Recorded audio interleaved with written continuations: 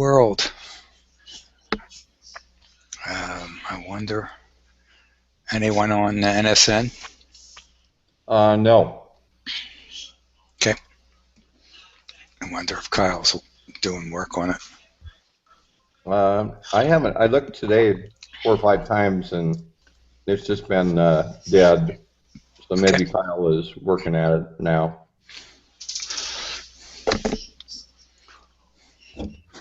Well, I sent Joe a link and Jim Turner a link. I don't know who else to send the link to, whatever. I don't think. And then it's on Facebook, so they should get notifications. Yeah. Let's see. Joe. Sean doesn't do too much Facebook. And Chris is not on. Okay, the rest of the norms, I'll just send them just in case they're interested.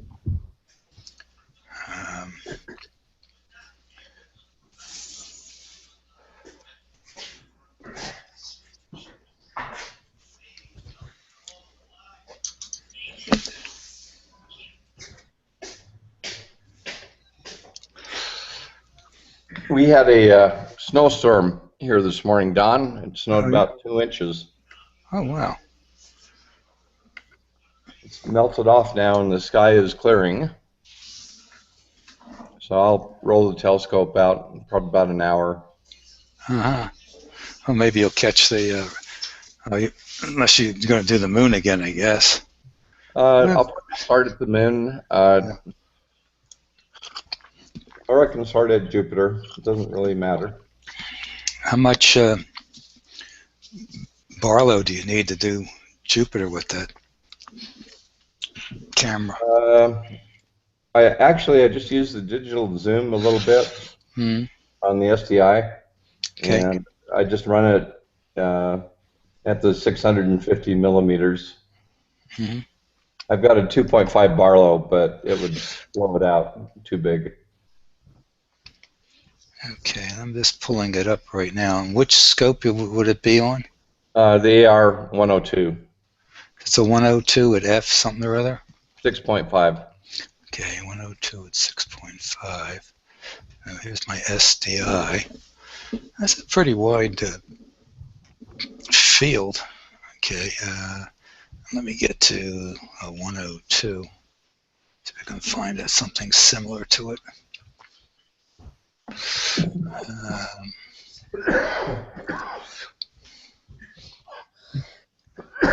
You said it was 6.5? 650. No, I mean the F ratio. Oh, 6.5. Okay.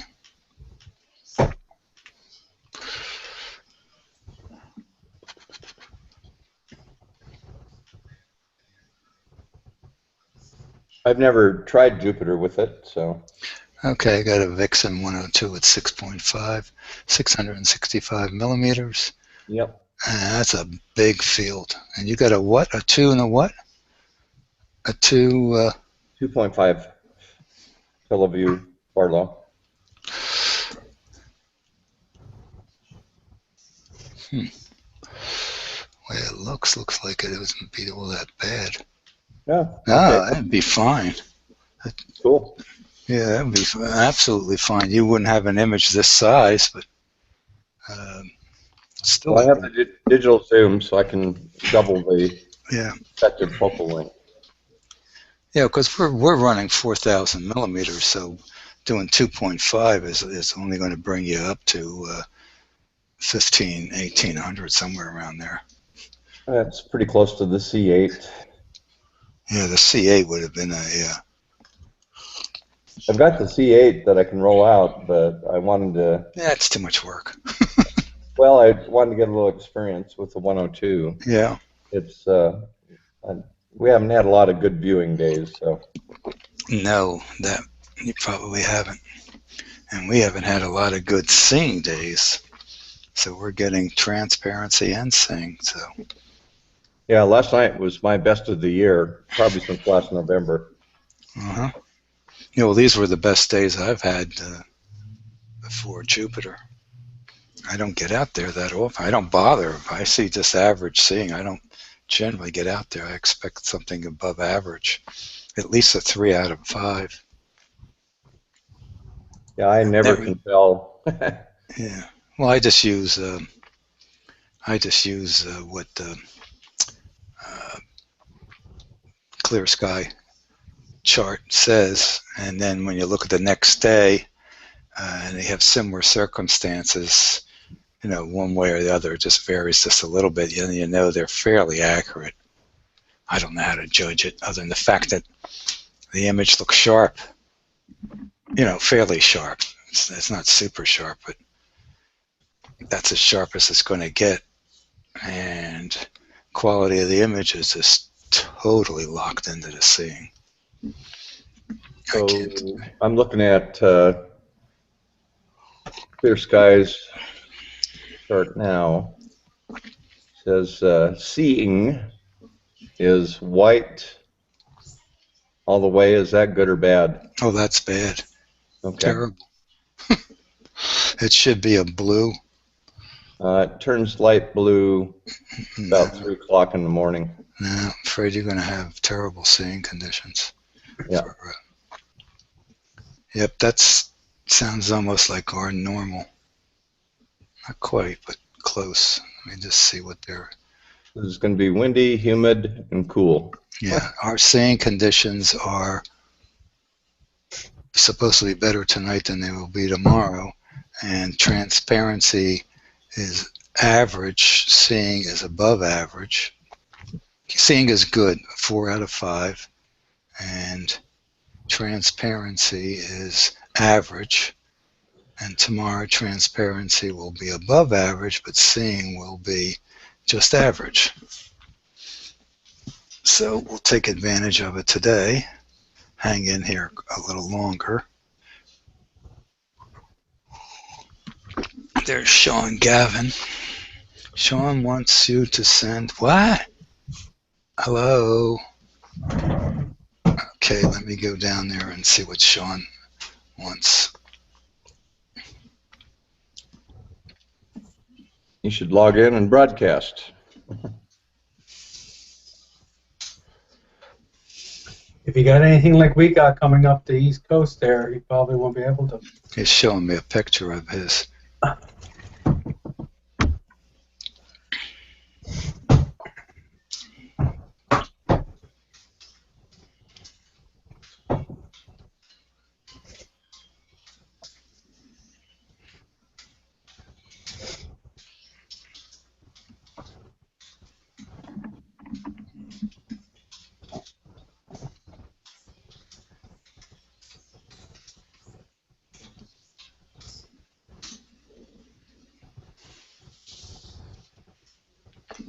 I said, can't spell kink instead of link.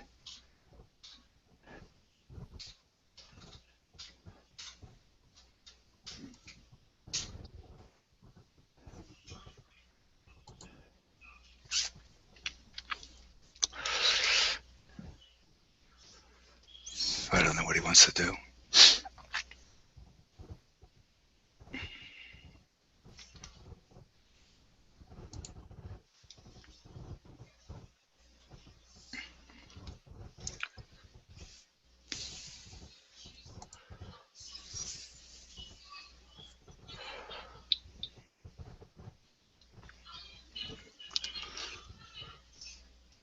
I don't know if anybody's on YouTube or not.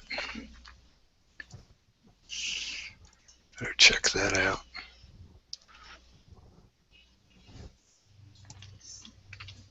Anybody's on YouTube or not? Uh-oh. We're checking out YouTube. I hear it on the background. Yeah, I just muted it there. Sorry. It's all right. No, that's not a problem. I was just checking the same thing. Yeah, I can go to mine. I have it already open. I just don't. Thing is that when you log in here using YouTube, you can't go back and see the link to YouTube. Can't really tell if anyone's there until they post something. Yeah, live now. All right, that's not. Here we are. Nobody on. Oh, that looks terrible on YouTube, though. It doesn't look good on YouTube, so does it? Yeah. No, not at And all. it's running at 720p. I mean, I would like to run at 1080, but I don't know how you get this thing to go 1080 onto YouTube from. I just went up to 720 and it looks better. I don't know what. Not as good. Why Sean sent me a message. He just sent me an image. What the?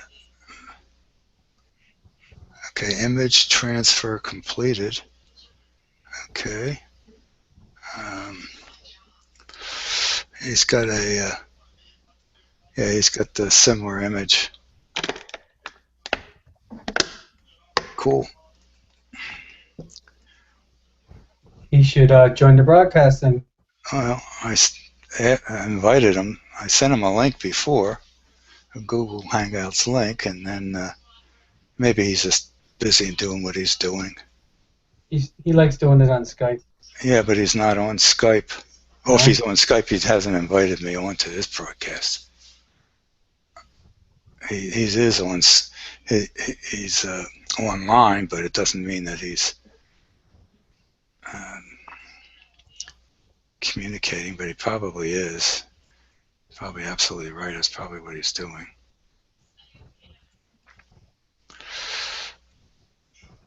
All right. I'll close out Skype. It'll give me notification anyhow. That's just one less thing to worry about. And let me do a pop out of a chat here for YouTube, so in case somebody pops up and I remember to look, which is always a difficult. I guess I made it. I guess I made it was Mark. Yeah, he made it and then he didn't make it. Yeah. Now, I am having a lot of issues with my monitors so far as color, and I don't know. Now I see somebody doing Jupiter. Hey, John. I see Don, Mark, somebody else, a guy in a kilt. God help me, and me. Yeah, we have.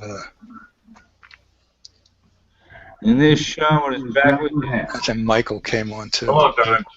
Hey, Sean, how you doing, buddy? Hey, Sean. I didn't mean to drag you away, Sean. I got to kill you. I'm gonna give you. I gotta turn my mic off for a second, and then.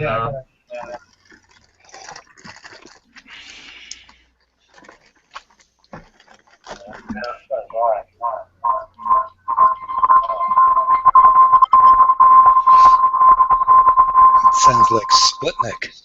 Remember we used to get those sounds when they were going around the moon? Boom, boom, boom. Or almost a U-boat.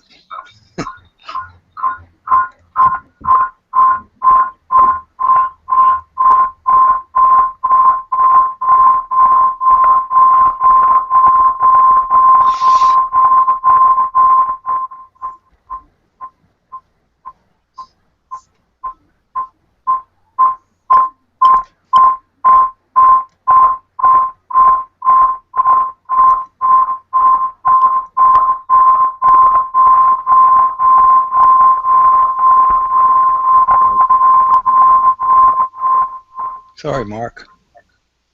I muted her. I might have muted you. Are you guys on? I'll get back to you from somebody else. My mic's muted. It's John. All right. Yeah, these things you get, sometimes it gets confusing what's going on exactly. Hey, can you guys hear me? Yeah. Okay. I had a very weird thing happen. Chrome quit working on the observatory computer. That's a strange thing. and I can't get it to work. I downloaded it and it won't work. I don't understand what's going on, so I'm running on Explorers. Okay. Very weird. Very weird. Anyway, glad to see you up there, Don. Yeah, well, I'm glad you were able to get on. Oh, and the red spot's out there. Darn it. Yeah, the red spot's out there. Probably be going. It's going. It won't go. We got a couple hours more with the red spot. We just missed Io's shadow. Just went off. It's right here, right now. It's right on the edge. Oh yeah. It was here when we started. No, I see there's a little divot. Yeah, it's right there. And then in about half an hour, Europa will start its transit across with a shadow. So we should see that shortly. Oh, very good. Oh, that shadow's already there. I've had it for an hour. No, that's Io's shadow. Oh, Io's shadow. Right. Yes. Yeah, Io's shadow is there. Yeah. And Europa's will start in about a half an hour. Oh, very good. So we have something to look forward to instead of bobbing around Jupiter. Yeah, I don't know. I'm a masochist. I came out here again, even though according to the clear sky chart, the seeing is the worst reading they have. They have a 1, and it's a 1. Yeah. Well, we have a 4 out of 5, but yesterday was actually more stable than it is right now. And tomorrow it's supposed to be a 3 out of 5. But transparency is supposed to be very good. So tonight transparency is supposed to be average. Yeah, I've got the very dark blue, the darkest, the best transparency and the best cloud, but I got horrible seeing. Hey, Sean, how's the seeing in New York? What's it doing? Very, very, very well. And I'm trying to share my screen. I'm shooting right now. Yeah, I'd like to see it. Yeah, I'm trying to get it here. I'm not sure what I'm doing wrong. Okay, well, can you go over to your screen sharing, the green tab? You're able to do that? Now you're getting that. Well, look, yeah. Scout around. You might have to scroll down. That's my webcam max, but you should see my bottom pictures. You should see my shot. I don't know why I don't see it there. Did you have the shot up and working before you logged in? Yes. It should have automatically captured it, so... Yeah, it didn't. It didn't. It's all right. It looks like our seeing went to pot there for a bit. It's getting blurry. Yeah, it's that. For the next few months, it's going to be there'll be a lot of us looking for. No, I got his shot. Good seeing. But when you figure you got Mars, Saturn, and Jupiter.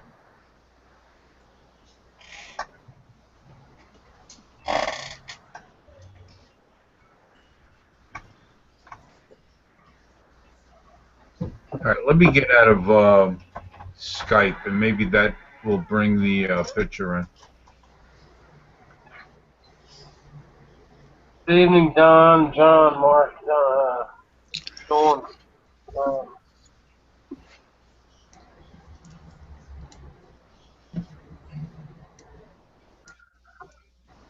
I see we got Tom and we got Sean, Pat, Yeah. Michael, red and blue Mark, I assume, and Hal and Don. And that's looking pretty damn good, Don. That's all I got to say. Yeah. Yeah, why to go? I'd take it. I know what the heck's going on here. Hold on a second. I'd sure as heck take it. It was a little bit better a while ago. That'll change. Let me see.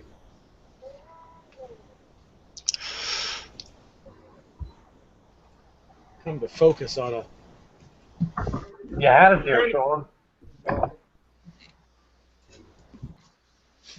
Your mic's not on.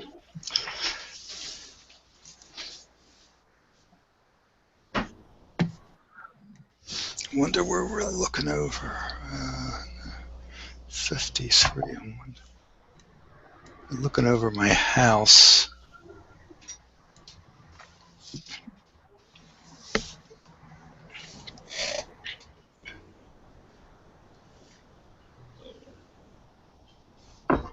Need to come back and go forward, or which way do I need to go?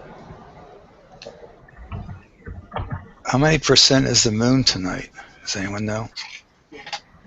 Well, it was half. It was a 0.5% last night, so Okay, so it's a little bit more. 50%. Let me see what it says. I'll take a quick look. Hey, Sean, just a question. If you're using Webcam Max, what is actually capturing your picture? Like Milo Slick or something?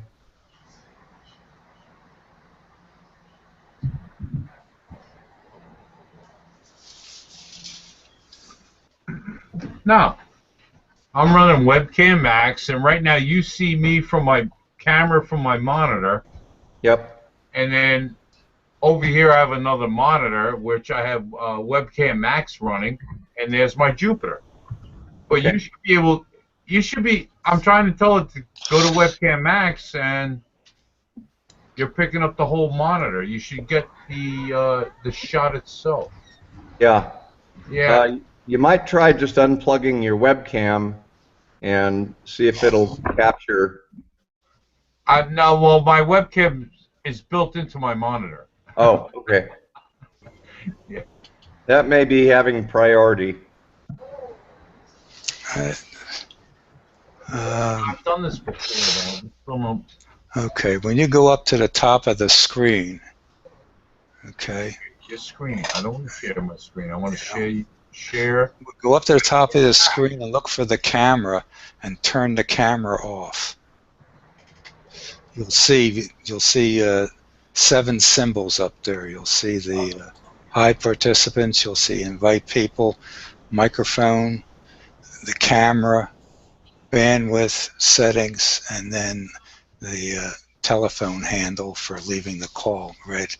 So in the middle you should have camera, and you would probably want to turn that off. Or you can go to settings on the camera, and sometimes it lets you choose which VOD. All right. Okay, so turn off tracking.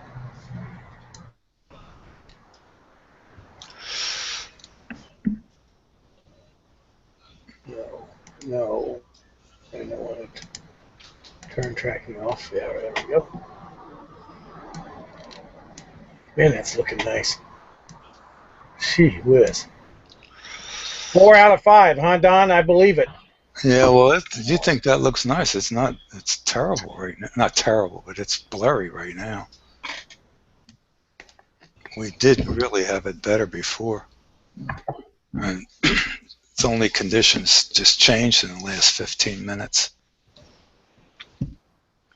Hey, Dick. Here it is. Now you should be able to pull it up. All right, there we go.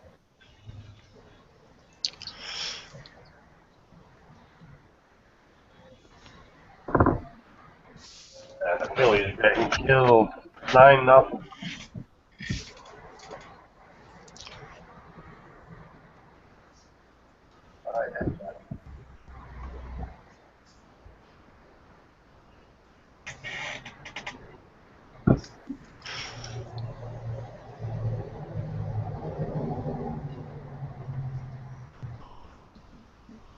That's not it. Huh. Bouncing around.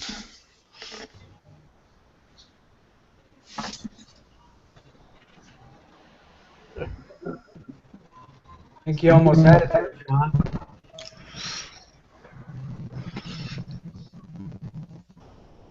There I am. There you go. Oh yeah, there he is. Let me take a quick look. Now, hold on. Let me clean this thing up, man. I've ignored it for a little while here. Oh, he's bouncing compared to you, Don. Yeah. You look something like me. No, we're bouncing a little bit right now too. A lot more than we were earlier. Yeah, I'm running the 178 on the side here. Just looking. I'm trying to figure out how to get more color out of it in Sharp Cap. You know, and they Wow, don't. I'm bouncing big time. Not like I wasn't this bad before. They don't have any color. They don't have any saturation. Nope, they don't have saturation, but you can take it off of auto and try and move the blue and the red controls and see whether you can get that. And then gamma, move gamma to the left. Gamma to the left. Okay. Yeah, that'll give you more contrast, so that should deepen up the color. Yeah, it's just a simple thing to just put. Oh, I see. White balance red, white balance blue. That's what you're talking about, right? Yeah, if you click on, I don't know which position, but you'll see the. If you can't adjust it, you're in auto. If you can adjust it, then obviously you're not in auto. Oh, this is a shame that we're getting this right now.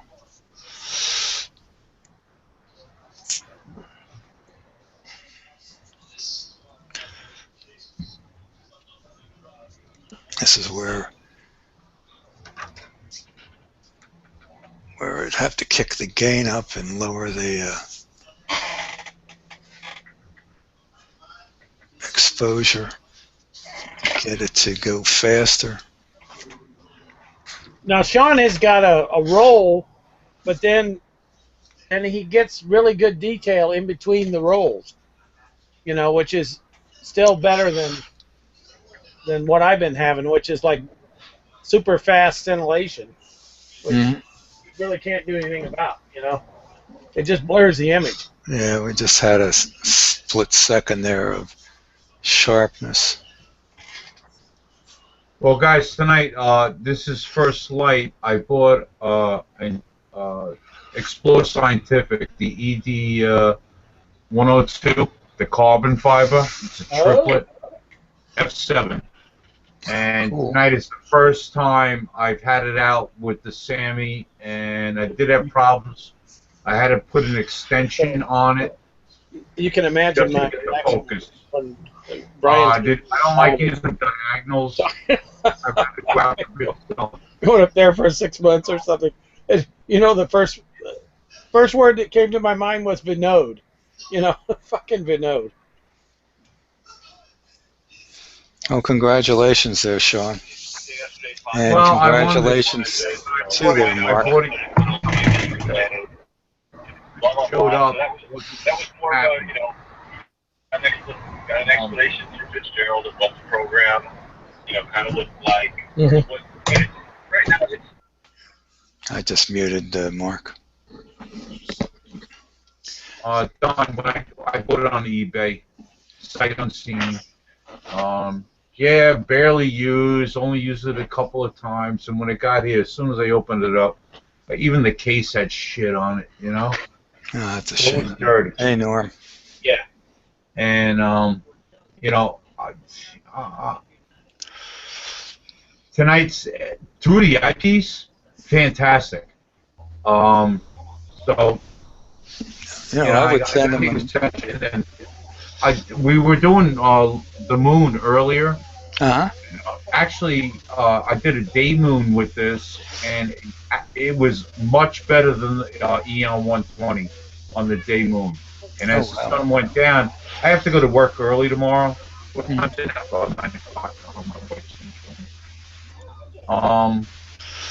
I said I have to go to Jupiter. You know, with first light with this and playing with it, it's not bad. I do have a 2x Barlow on this too. Okay. Well, it looks good. It looks good. It actually looked better before. Yeah, well, so was mine. Something's conditions have changed. Whatever. But Did I just hear Sean? I did. hi, Maddie. Hey, Sean. So I got Sean broadcasting too. Hey, how you doing? And I did Yeah. clean the OTA. I did take the triplet off the OTA. First time I looked through it, they was so Don. You know, Hey. I wanted to write this guy on eBay. You know something. Don't tell me this was used 2-3 times and you had it in the closet. It's shit all over it, and it is what it is. But I'll use it. But Well, you know, Sean, the optics are the important thing, right?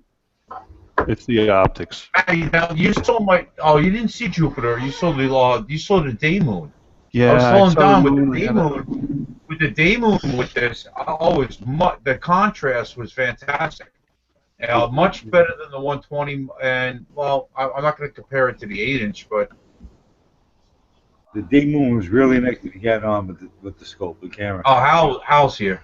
Yeah. Yeah, the day Yeah. moon. I would agree. The day moon had actually fantastic contrast and detail.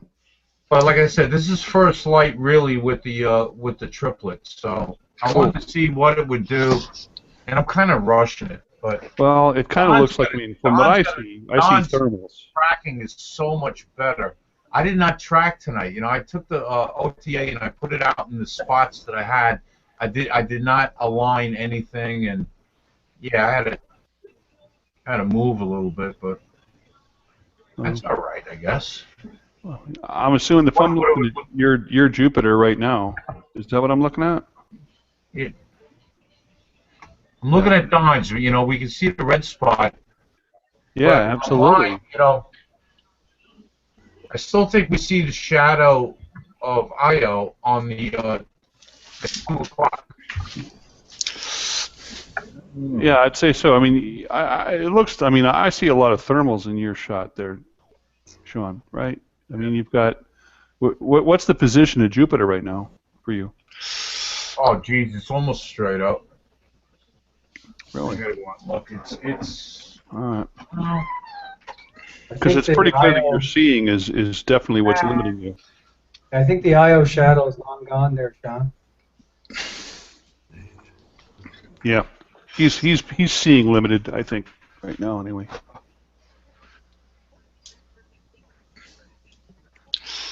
But even so, Sean, you looking at that, you have look at the contrast that you have there. How many bands you have? So it's not just the northern and southern equatorial bands. You're seeing the temperate zones. You're seeing the poles. There's a lot going on there. Even with everything you're seeing there, the atmosphere. I would like to tag that my Outron visually, my little 80mm scope, and get a shot. This is, yeah, that would be nice.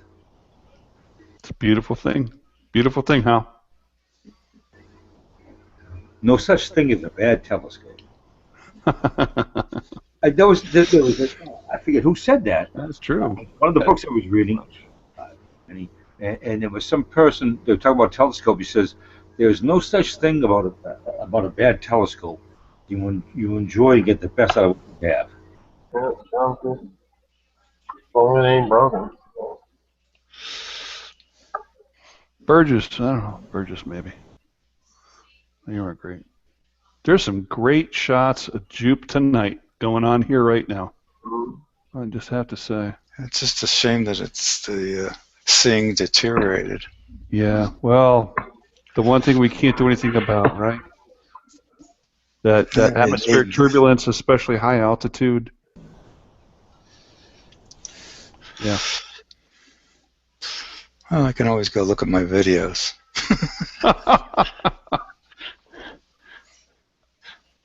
But anyway.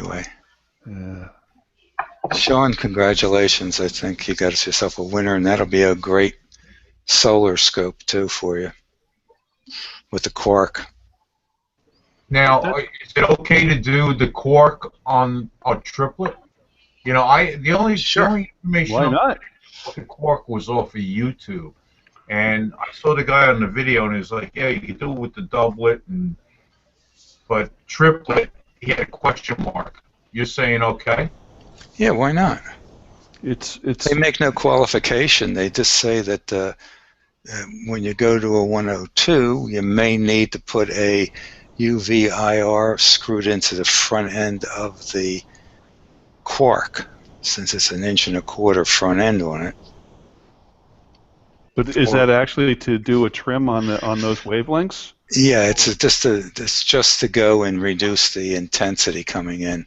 Yeah, so it's a clip filter. Yeah, and you may not need it. And they generally are saying that for people that are using an eyepiece with it. It may not be an issue with the camera. Yeah. Yeah, I can't imagine it being a problem just because it's a triplet. I mean, the whole point is just to provide better correction. Yeah. Well, I do have that energy rejection filter, and I've been using it, putting it on, and taking it off. And Don, the other day, I did take the quark and put it on the SolarMax and took the diagonal out, the blocking filter off, and put it in there. I didn't get anything. Yeah, you weren't supposed to do that. I thought.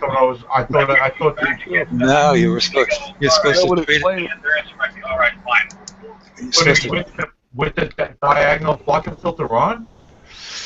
Yeah. I thought the quark itself. The quark is like an eyepiece. Okay, so you'll want to go and leave the blocking filter there. Okay. Only because you'd have to put a diagonal in place of it then. You need that optical path extension that the diagonal of the blocking filter gives you. But I thought the quark was a blocking filter. That's what it. I mean, if you put it into a regular telescope, isn't that the blocking filter? Yeah, but I'm talking about the optical focal length that it adds on the back focus that you need. And that's why I didn't see anything. Yeah, you couldn't get into focus. All right. You know, next time you come to Long Island, you can slap me in the back of the head. Yeah, I got a beep by Joe. Well, now, with that blocking filter in and the quark, that's like having a double blocking filter.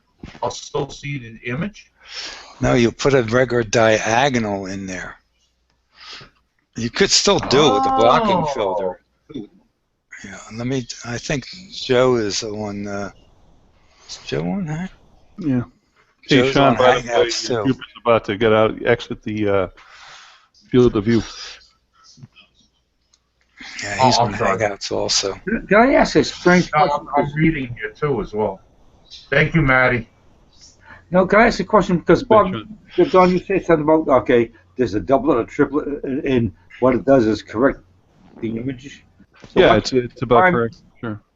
So why can't the primary mirror or lens do that? Why do you have to have features? Well, you're talking about a glass lens, right? That has a shape, and there is spherochromatism and there is chromatic aberration that exists in every singlet lens. It's just the property of the glass and the property of the refraction that goes on, especially with the different wavelengths of light, right? Is that referring to reflector or refractor? We're talking kind of scope you're talking about. We're talking about refractor when we're talking about those kinds of things in terms of the wavelengths of light and how they're treated. So the term APO doesn't even apply to a reflector, but reflectors have their own issues, right? Yes. Central obstructions. There is light loss and scatter that you have to consider. I mean, everyone has its strong points and weak points. So you're saying if you had a scope that has, say, a triplet, in the same size, you had, say, a 120 millimeter triplet, and I had just a regular 120 millimeter by whoever, my image is not using 50 yards, right? Right. So you could roughly divide Oh. the kind of refractor into three groups, right? You could have an achromatic refractor, which is generally a doublet. You could get an ED doublet refractor that uses a different kind of glass, and you could get a triplet. Yeah. And each one of those, basically what you were trying to do is get to a point where you can converge the wavelengths, the important wavelengths anyway, of light in terms of the red, blue, green, right, to the same point in the focal plane, so that they are, and that's what you consider well corrected, without astigmatism, so that they all come to the same point, and you have all of the light available, all the photons available from one of these distant targets to be available for you to either see visually or to make an impression on the sensor in your camera. And for most telescopes, that doesn't happen. The telescopes that are made for visual tend to converge very well in the green wavelength, right? And if you look at their Struhl numbers, they're best in the green. And the red tends to be before and the blue after, which is what creates the blue halo. You know what? Nice. And the EDs are, generally speaking, something that's correcting the light for visual observers mostly. Obviously, Takahashi does a great job with their doublets that are so good that they're good enough for astrophotography, much like and now Skywatcher would be another one, right? That from Cinta, the Cinta doublets are starting to be really, really, really good in terms of their ability to be so well corrected that even for astrophotography you get some really great results.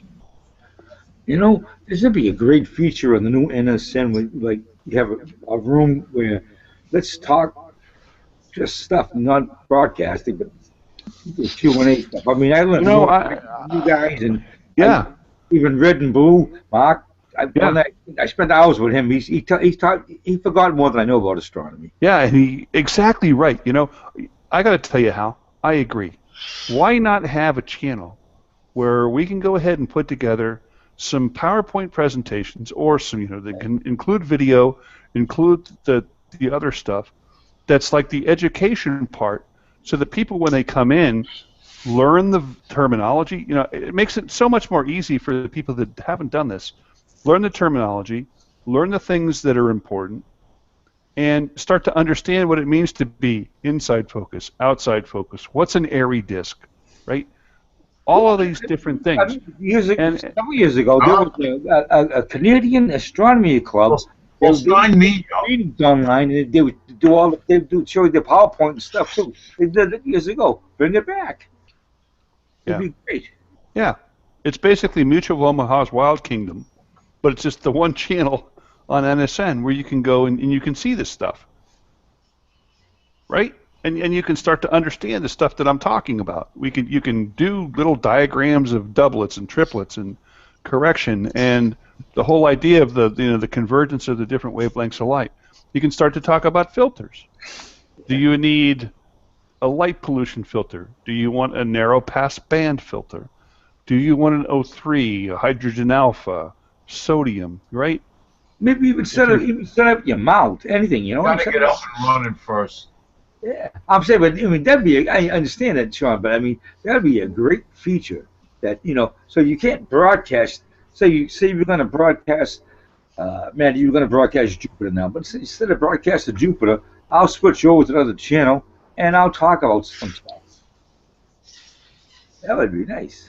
I'm personally with you. I'm personally with you. Hal, I think it would be a great idea. You know how much Just but that, Oh man, you could put it on a loop. I'm a perfect example of NSN. I found it.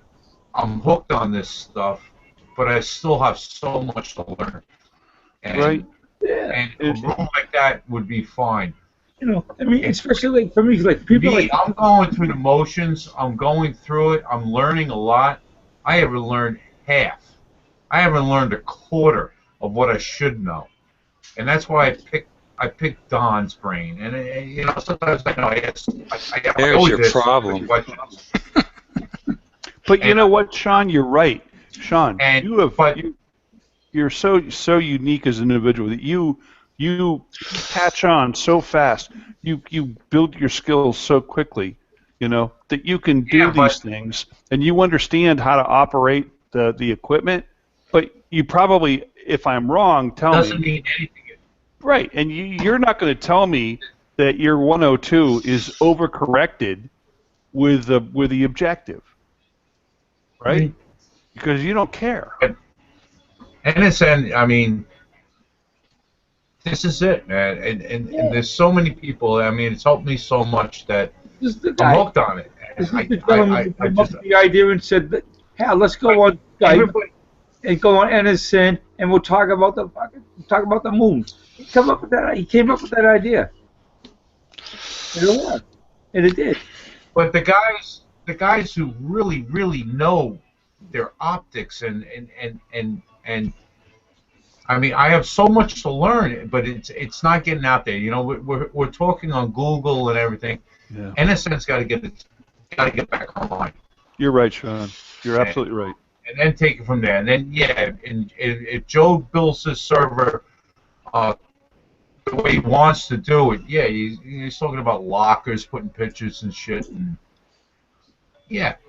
But like what you guys were saying too, a room where you go in and I need to learn so much, and it's frustrating at times. You know, I just, at least, I mean, understanding this is the product of whatever, the 15 minutes we've been talking about this, but I'm thinking about it, and just picture, you're a guy that you're a person. Forget about a guy.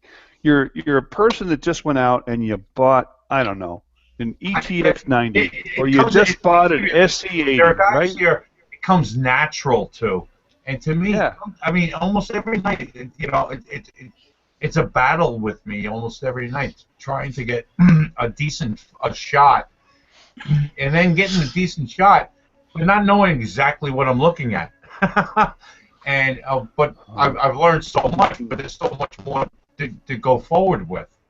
And when we do lunar, and I let you and Hal and George, and that's what I love about Hal. I mean, he's taught me so much about the moon, but I forget half of it because I'm all over the place too. Yeah, but I try to pick the wizard's brain and Don's, you know, with solar. You know, the shots that are coming from Ed, fantastic. I need to get those shots, but even like I was saying before about with the Solar Max, I thought taking the that diagonal out, that blocking filter out, and then putting the cork in there. The cork was a blocking filter. No, leave that in, or no, put a diagonal in, and then put the focal length. It didn't occur to me. And once he said it, I'm like, what a freaking dumbass, you know? But the thing is that how can you be expected to know that, Sean? Went back to the Solar Max. And you know, and then I'm starting to blame the cameras too. You know, and you gotta wonder. This Sammy that I'm using right now, I beat the hell out of it. I use it every damn night. I put it on solar. I do everything with it. And I asked Joe, either was it last night or the night before, you know, sooner or later, aren't I not going to burn this chip out? I mean, come on, man. It's like wearing the tires on your car. As long as it doesn't have like true capacitors, you're fine. When I'm out there, when it's 110 or when it's minus 15, and doing it on a daily basis, sooner or later that chip is going to give me a fuzzy shot. Well, I'll bet that thing will last longer than you. The one thing that you have to worry about is the solder joints, actually. That would be the thing. The heat cycles on the solder joints, which can be reflowed. I don't have any cooling fans or anything, or like in the summertime, I put them in the shade. I got a cardboard box, and I kind of put that over the camera when I do solar, so the sun's not hitting the camera. But I don't have fans or anything on any of this stuff. Yeah. That thing's going to last a long, long time. But back to the point, right, Sean? The idea is, imagine that we had a room on NSN where people could go and say, someone talked about an airy disk. What the hell is an airy disk? Someone talked about, collimation. What are they talking about? Those kinds of things. It would be awesome to have an area where they could go and just learn the very basics, and as a little or as much as they wanted to learn in a given time frame. They could be videos. To me, that's not such a bad idea. Hey, Sean, if you took it out of digital zoom a little bit, would that clear up your image? Sure, it will. Let's do it. So, Sean, are you zoomed in and Barlow, I assume?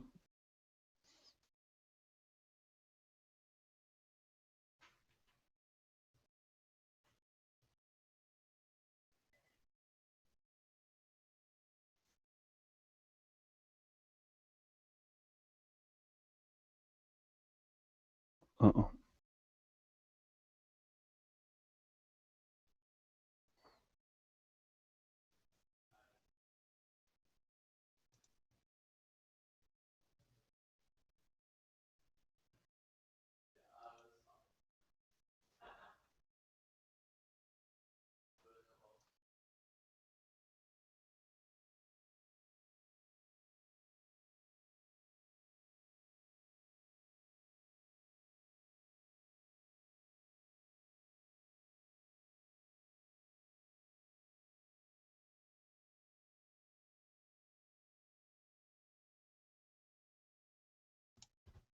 Yeah, that looks better, Sean.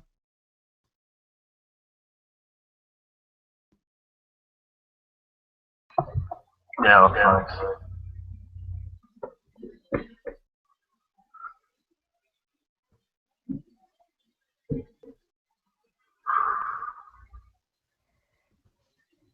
Sean, are you looking over roofs?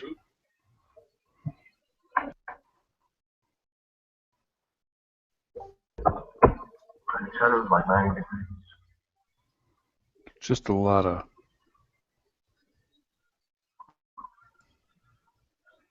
thermals or whatever. No, man, no roof. Just crappy. So that's just the seeing. Yeah. Wow.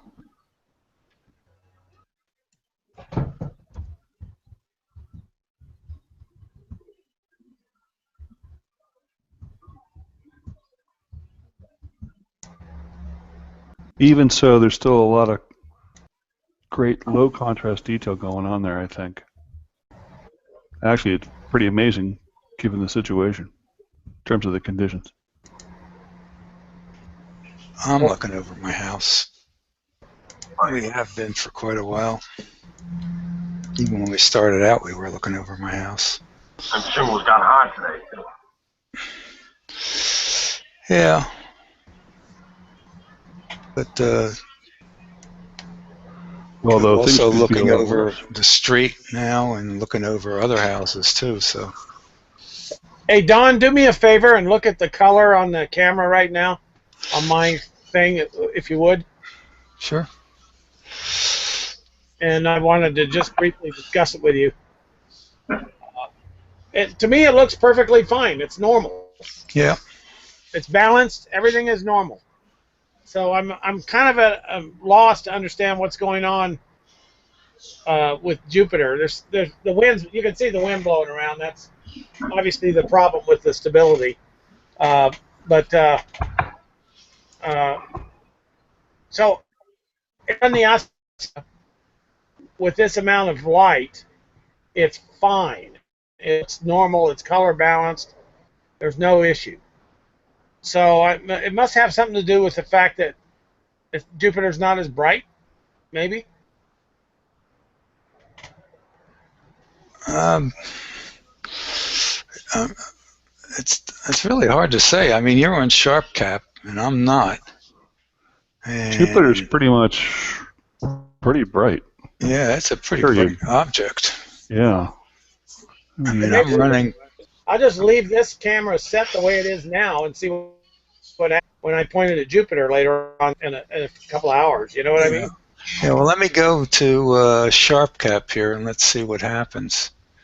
I'm going to lose the image here, guys, but I'll go to sharp cap and see whether we can simulate what's going on here.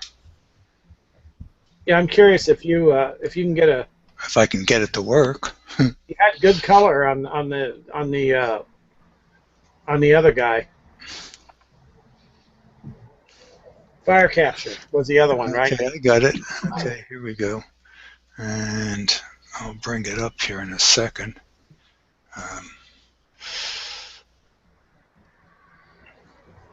In the meanwhile, Sean, are you having tracking issues with Jupe? Okay, there it is, and we'll increase the size. 75. And I think 100 is going to be just a little bit zoomed. Okay. Now it basically looks the same, Don. Well, I don't have it on auto. I have the settings. It picks up the settings from fire capture. I'm at 78 and 95, so if I forget it, guys, remind me. Okay, I put it on auto. There it is on auto. That's what I've been seeing when I'm trying to do the broadcast. Yeah. So maybe you're right. Maybe what I need to do is treat the red and blue as saturation. Yeah, but see, this probably is closer to what the color should be. Well, yeah, Jupiter's kind of whitish looking, isn't it? Yeah, it's got blues in it, and it's got reddish browns. But the thing about the other colors setup you had was that it enhances your ability to see the detail. You can see the festoons and all that much better. Yeah. Well, I'm varying gamma right now. Yeah, gamma can really mess you up. Yeah, well, it's not too bad. What I try and do with adjust gamma is so that when the diameter starts being, or the peripheral starts getting sucked in. Yeah, you don't want to be there, right? Yeah, I don't want to be there. You got to put a little bit in there. And there's no sharpness control here. Everything's normal here. Yep, we're running roughly the same exact settings. It doesn't look that bad. Now you had a... I'm picking up another shadow. Oh, he is. Yeah, you should be, because it's... yeah, that's Europa now, I think. Europa's over here, I think.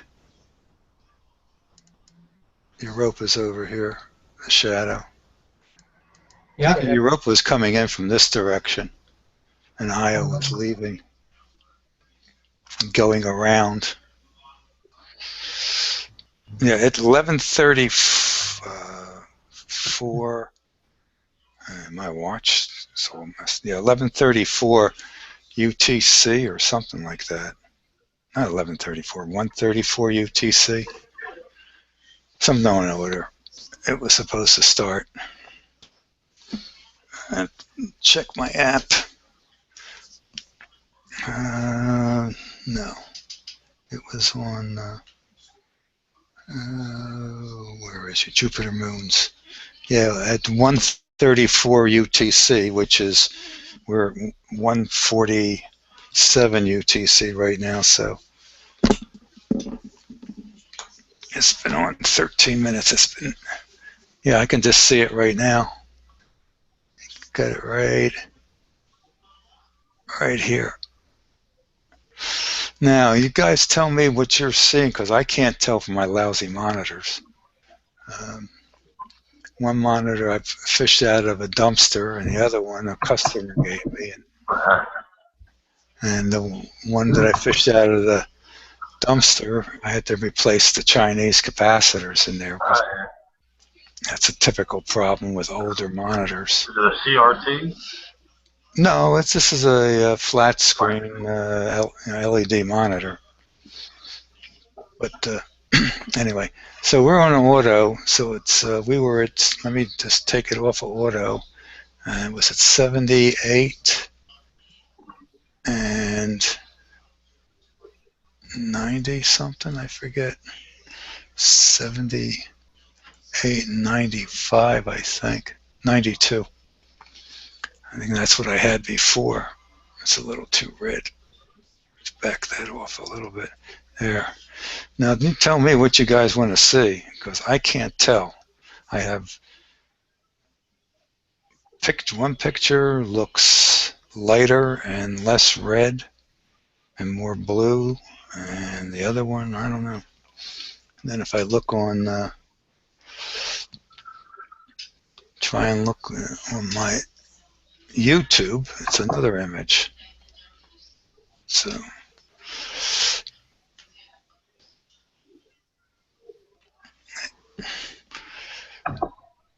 no one's got a comment, I guess, huh? What, your Jupiter? Yeah, which was better? Which color did you guys like? Did you like the this current one here, which is what we were running, or the auto, well, until this goofy thing settled, this auto white balance one, which I think is more accurate. But that's because I don't know any better.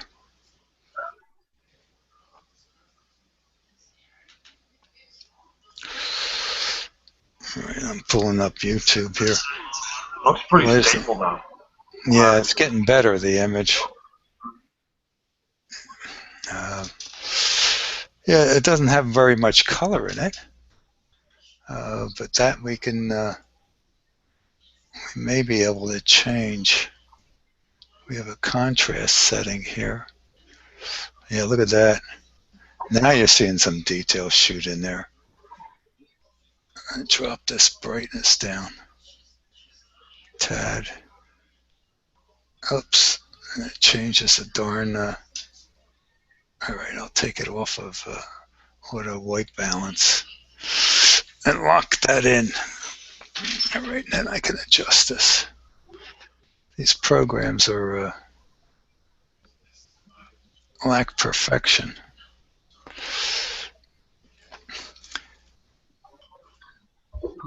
Okay.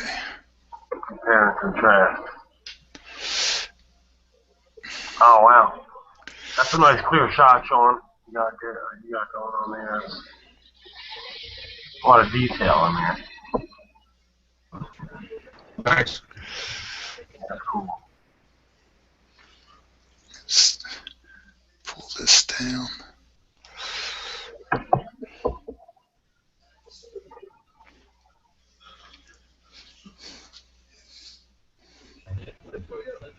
I'll tell you, well, with this 102 and the 120, I think the 8-inch is the only way to go.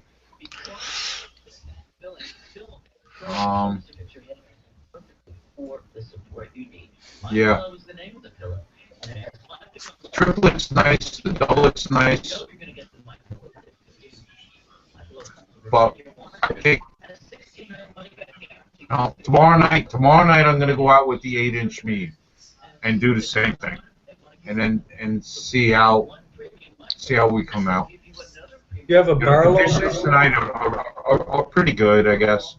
You have They're a barrel range, John? Not perfect, but that's not a bad shot, man.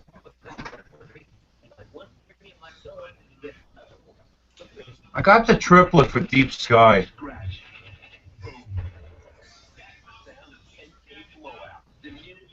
Just to see, if it doesn't work out. Mine will be here on Tuesday, Sean. I'm trying to figure it out, guys. I mean, the Eon 120, which is my baby, it is beautiful. And I just wanted to actually see the difference between the triplet and the doublet. I know it's two different makes, but 68 and 84. The lunar shots we had this afternoon, even in the day, that triplet really did bring out the contrast of the craters. And Maddie was there, Hal was with me, and I mean, I guess the big test will be putting it on and going deep sky and then see what we get. It can attack tumors anywhere in the body with laser-like precision. It's fast, safe, painless, and can improve the odds for. Oh, where you and then by that 24-inch. 24 inch. Yeah. Okay, I'm going to go back to fire I keep capture. telling Mark Red and Blue, yeah, I'm going to go 10-inch, 12-inch. He's got a 14. I said, all right, I have to get a 16. Screw that. Let's go with 24. A cool 200 grand. Bigger is better. Nothing to it. Nothing to it. I'm out of my mind.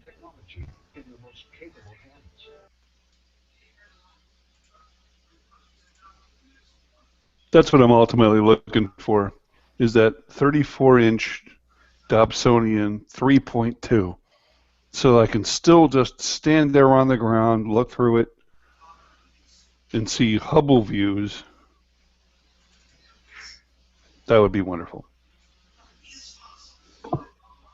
Yeah.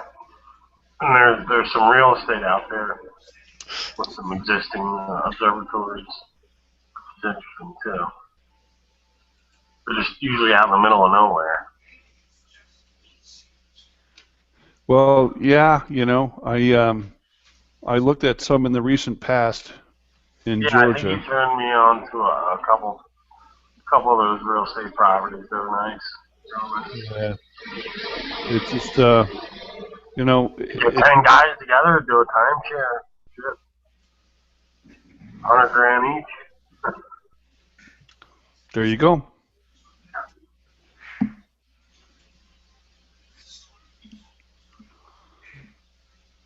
The big thing for the one in Georgia was, that dark site is, okay, so it's 2.5 hours away, which is okay.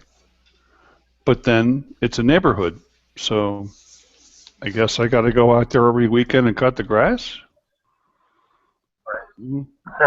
It's the right. It's the mundane things that give you pause.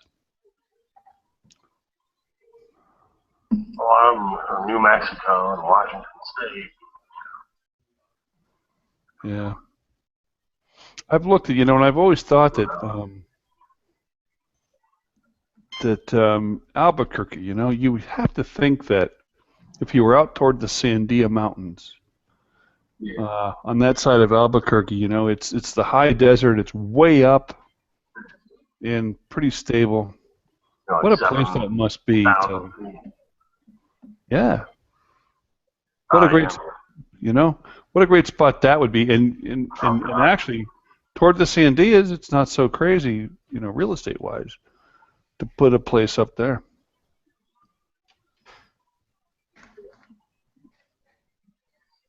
I mean, it's all just right there. You're not looking through as much atmosphere. Yeah, exactly.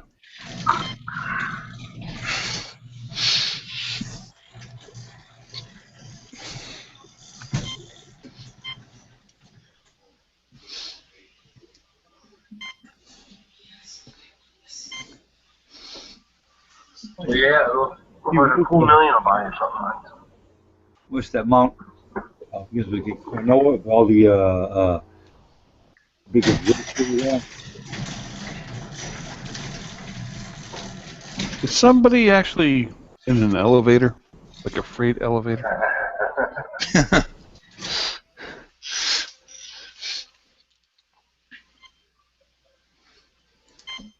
Sounds like it. Yeah, just wondering.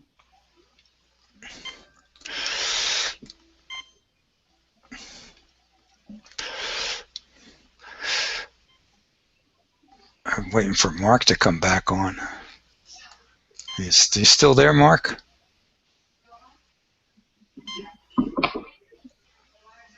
I guess he's busy doing something. Not surprising. Mark. His mic's going on and off. Must be having trouble or something.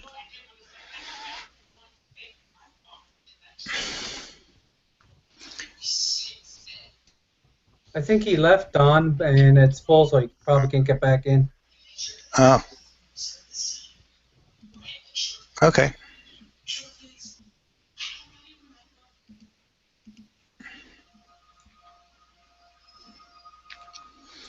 Yeah, we're back on fire capture, I guess you can tell. And I was just going to tell Mark that fire capture does have a screen saturation setting. Makes things kind of noisy. It's not very well designed, but when you slide it, I can go to it, but it's like it's going to be overkill when it first comes on. And then you have to, it comes on at maximum, which makes no sense, but now I'm sliding and it totally interferes with everything. It cuts down. There we go. It's black and white, obviously, but it affects frame rate and everything else.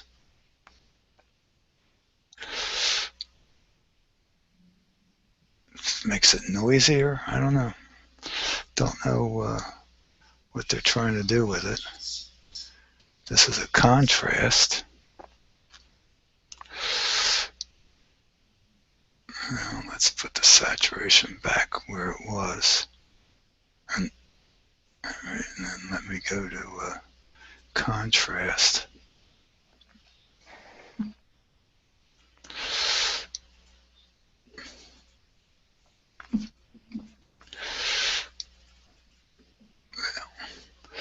I think that's, don't like that either.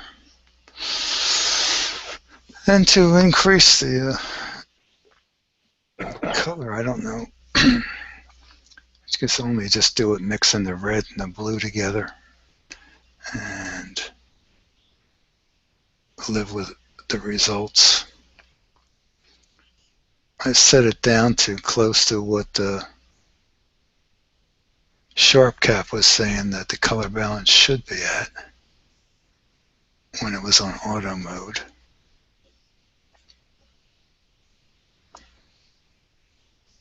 I tell you, it really is deteriorated quite a bit here. Looks like it almost has a slight haze around it. Now we're picking up probably the moon, some of the light of the moon, but this thing's so bright it shouldn't really be bothered by it. I have a dew shield on, so that should help. The thing I have to watch out for is we're right at the edge of where the roof, that could be the part of the problem here. We're only up at 57 degrees. We're still climbing an altitude, but it depends on how much we move toward the west. We'll bring in more of my roof line. So it's a game between altitude and azimuth. Now the image has gotten better again. So we're just dealing with upper atmospheric turbulence, and this is where it would be nice to try and take advantage of the frame rate of this camera, but you can't do it unless you can get the exposure down. And the only way to do that is to raise the gain, but you raise the gain, the noise level goes up. Even though it's a low noise camera, that would be fine if I was stacking. And you'll get to see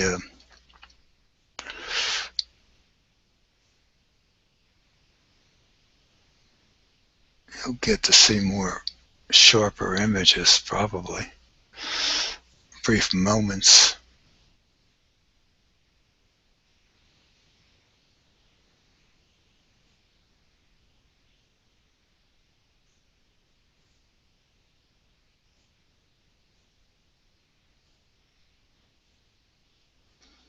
Because this thing can do, if it was operating a USB 3, which this computer won't let me do that, but my laptop will. I can get up to 120 frames a second with this camera at full resolution. So let me bring it back down to where we were before. Get the setting just about right.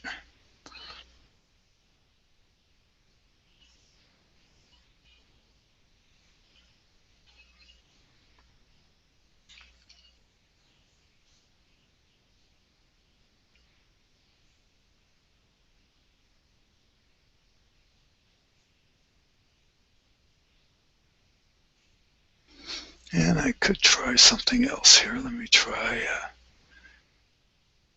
bringing in some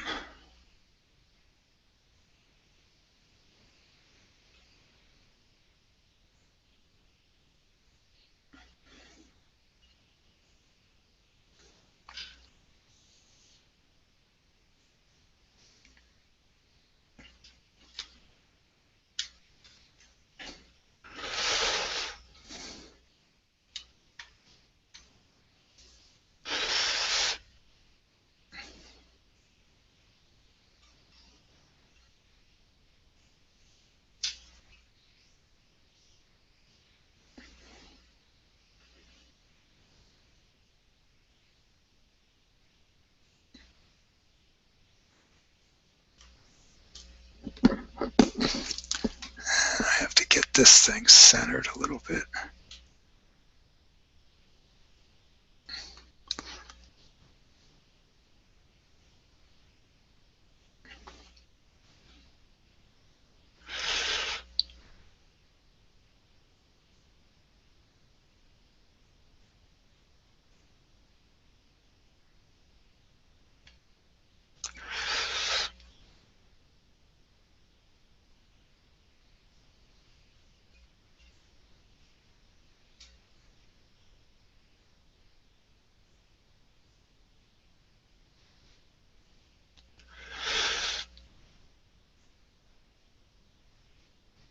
I'm not going to believe this, but wait until I bring this on.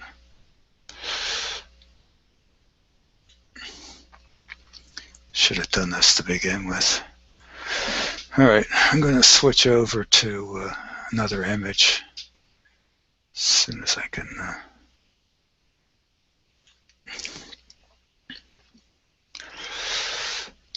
There we go. Starting to learn how to get this.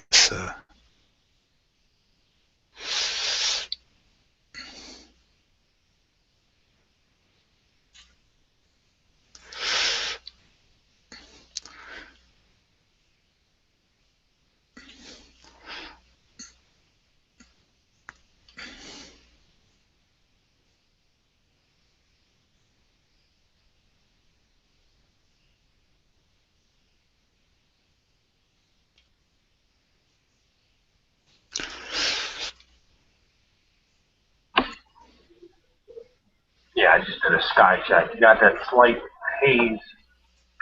Yeah.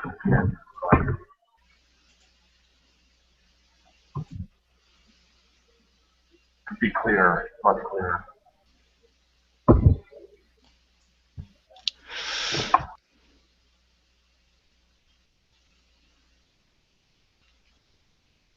You have that too, Sean?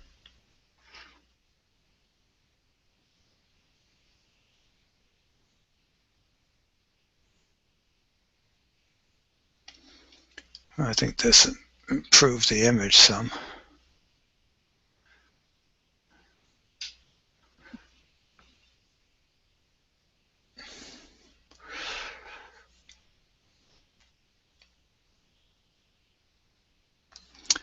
Actually shrunk down the screen a bit, but let's see if I can, don't know if I can increase the size of this image. No. That shrinks it. There we go.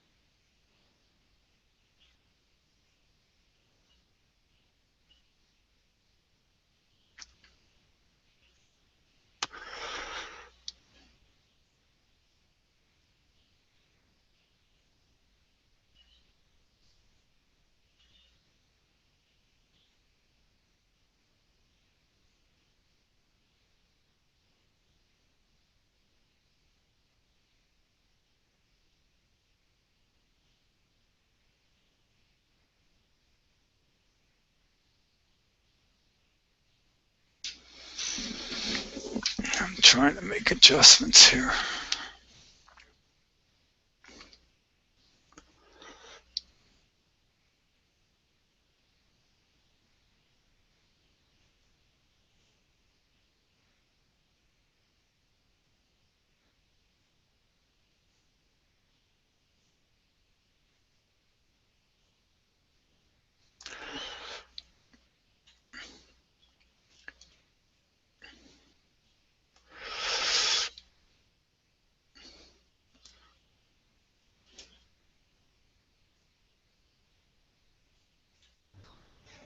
Don, I want to thank you for bringing me in.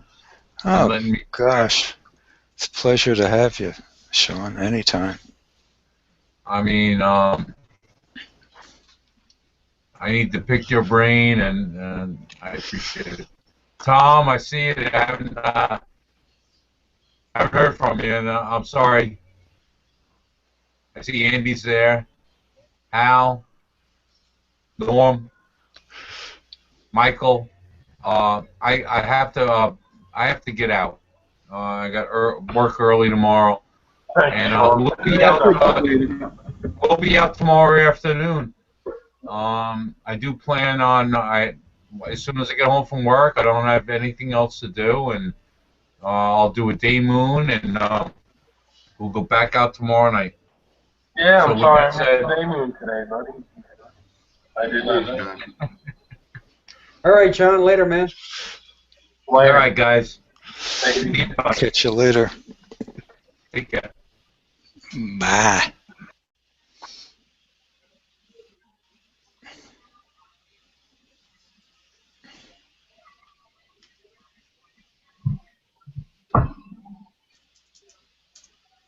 Looks like Joe's broadcasting on NSN right now.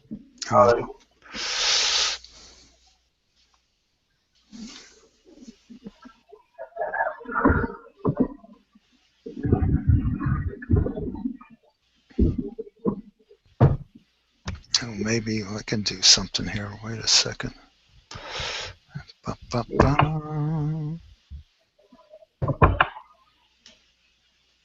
Now mine has I've stayed signed in. I haven't had to sign back in.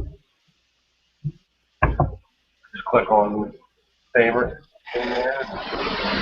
Takes me right in.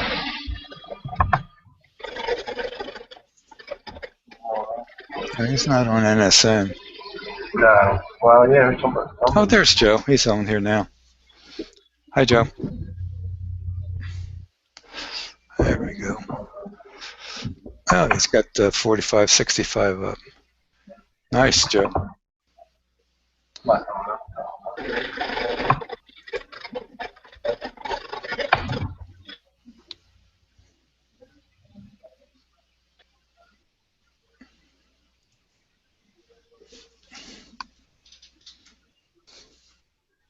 That is microphone.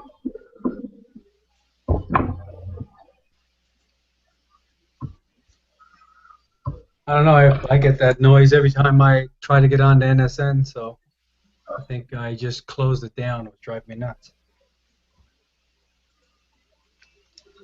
Yeah, I'm not getting Joe's image on that.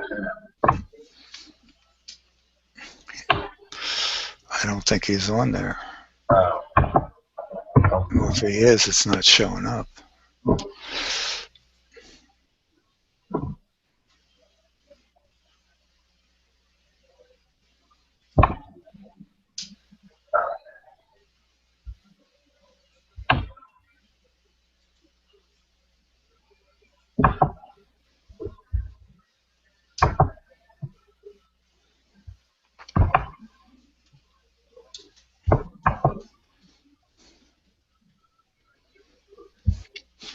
I think we'll be on here for a little while longer. As soon as the red spot gets over to the right, I don't know. Or if conditions really deteriorate, and then we'll go over to some DSO viewing. It only takes under 10 minutes to switch over.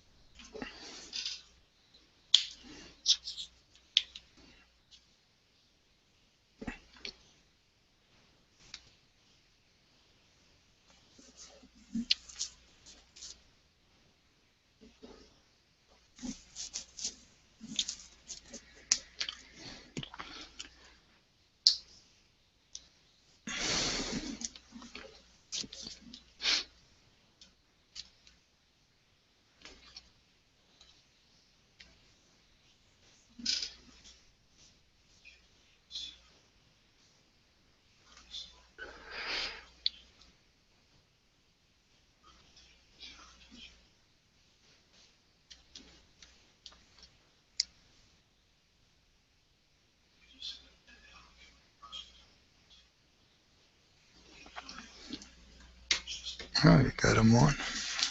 I gotta sign in maybe.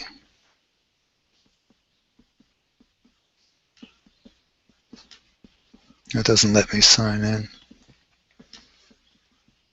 Okay, that's probably because it's...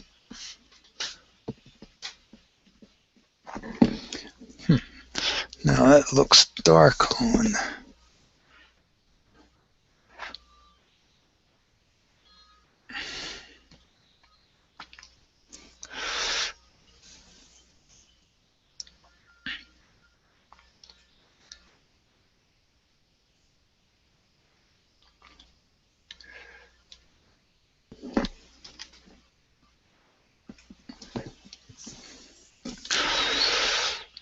Let's see what that does to the image.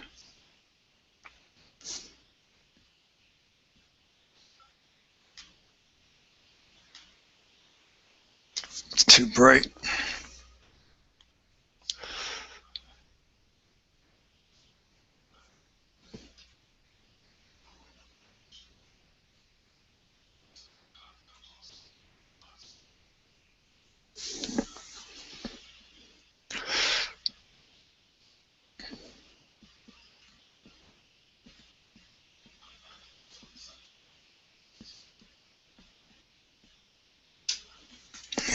still too bright.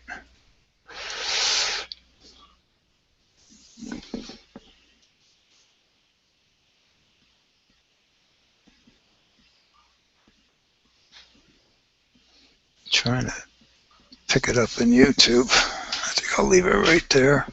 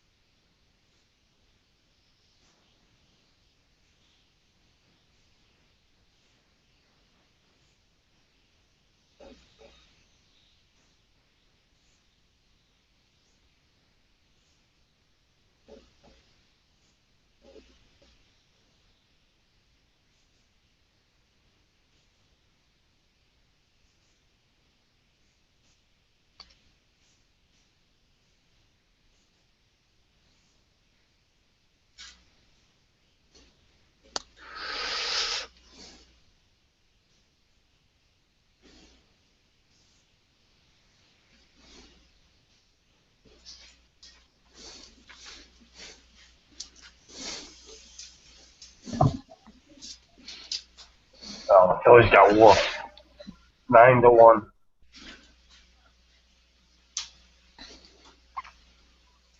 By the Washington Nationals.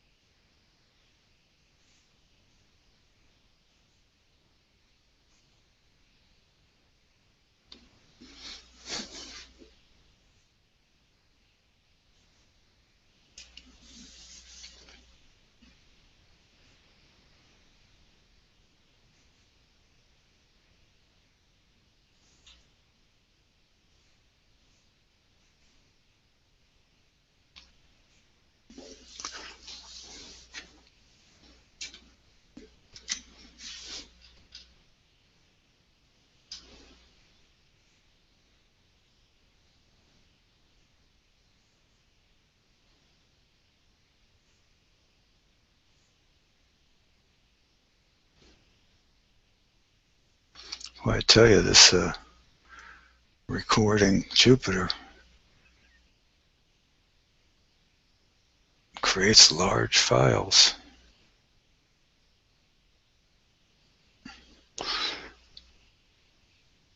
Yeah, 15 gigabytes so far.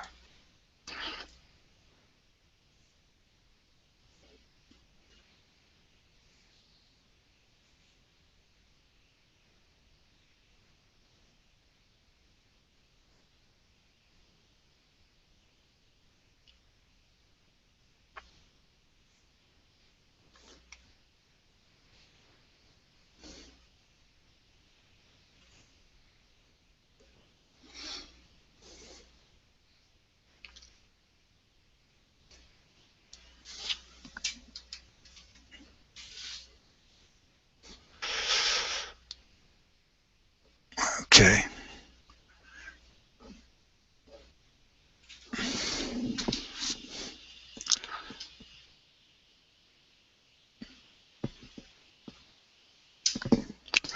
Well, I'm going to come in on my own channel here.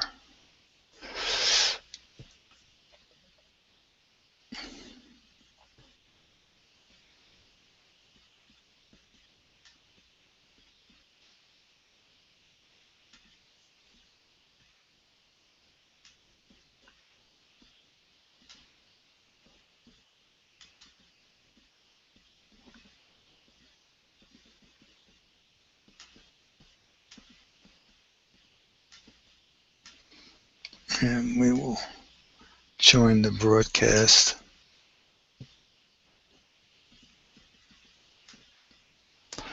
All right.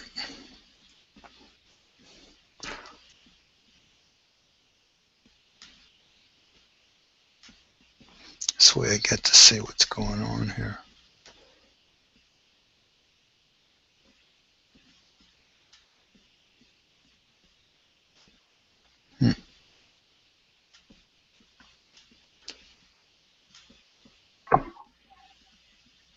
Here we go.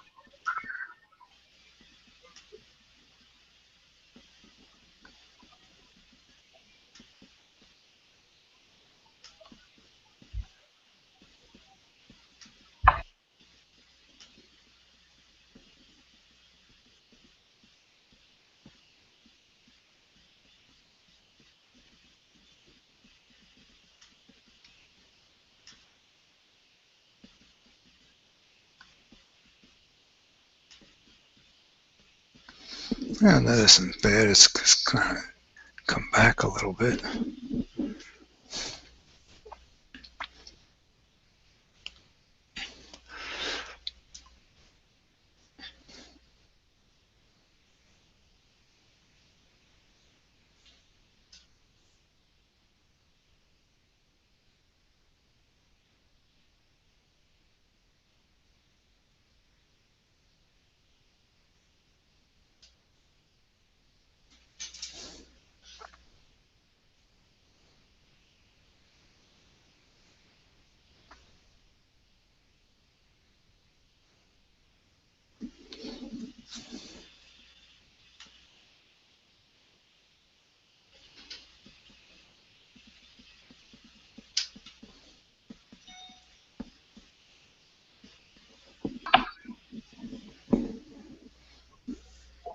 Do a little soundtrack.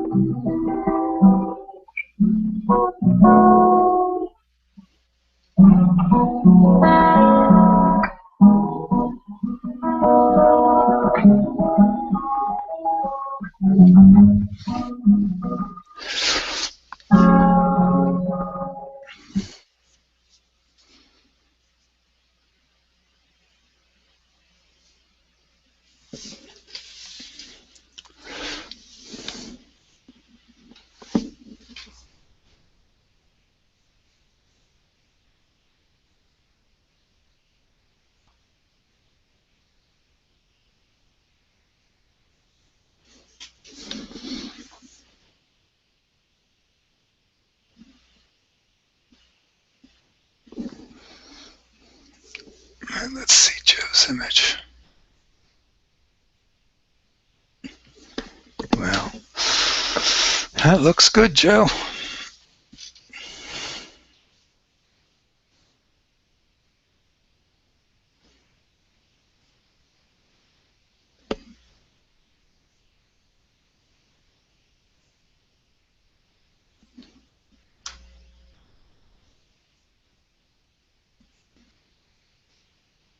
And we still have the Europa's shadow right here. I guess you can't see it. Let's see if I can. It's right there.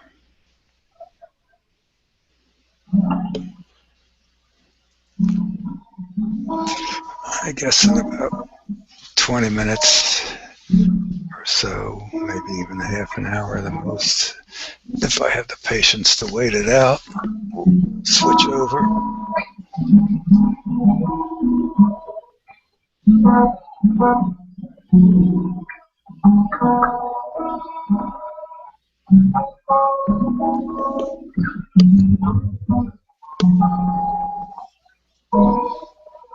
Are you playing, Michael, or is that a recording? That's it. Okay.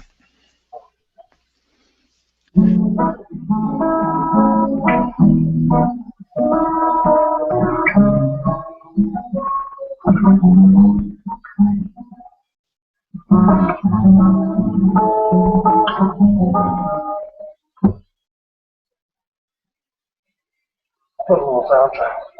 The Jupiter there. Okay. The fidelity doesn't come through, or No. Okay. Yeah. it seems like it's Is it muffled? it's like Or deep? a bad compression. Really? Okay. Yeah, where like an automatic volume that isn't working. Okay. No big variation in the amplitude.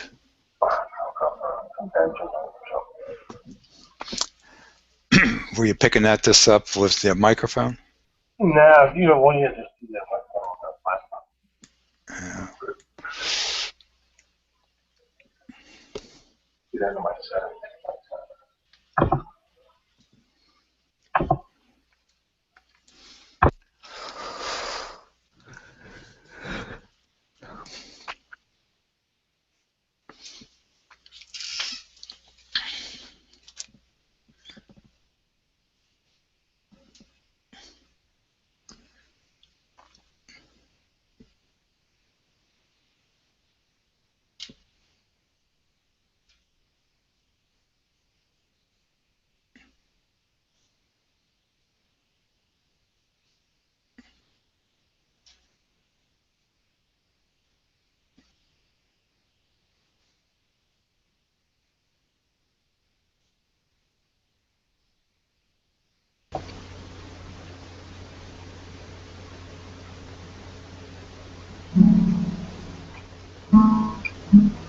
That sound any better?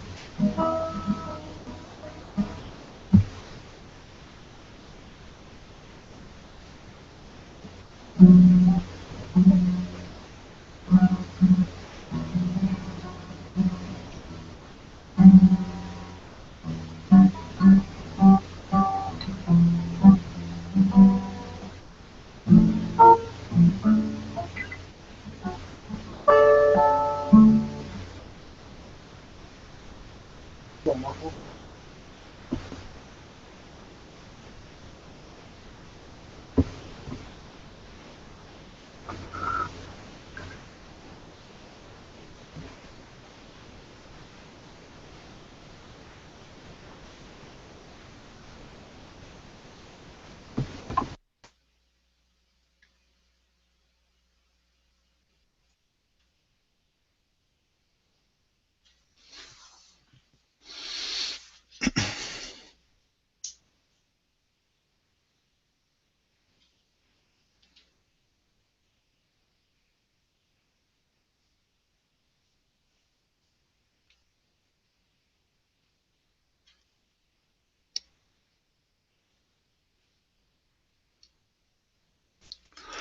Trying to make adjustments here on my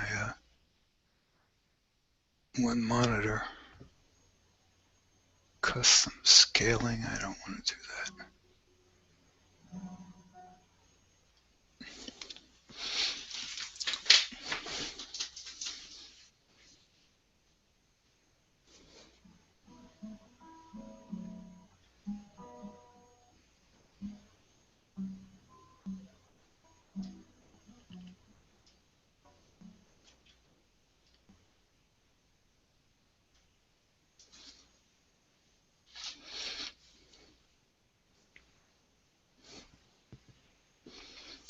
And I wonder if there's a way to make this image sharper on this monitor.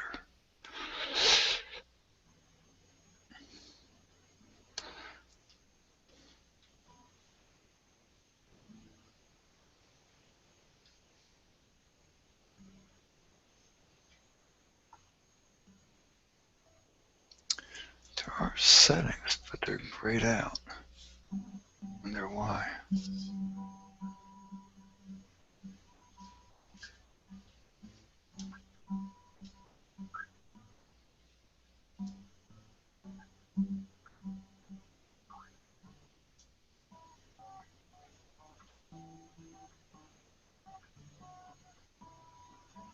Oh well. Leave well enough alone.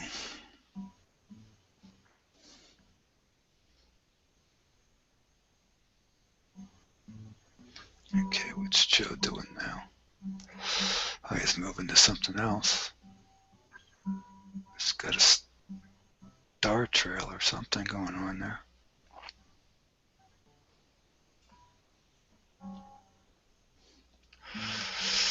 Well, it looks like we put a lot of people to sleep. We chased them away.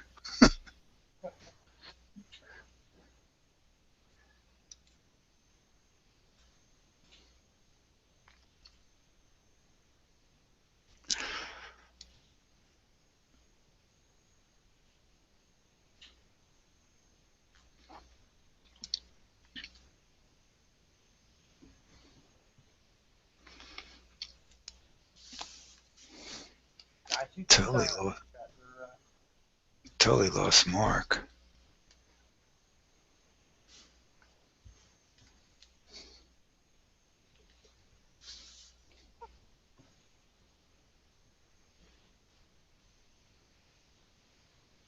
Patrick's not doing a lunar tonight.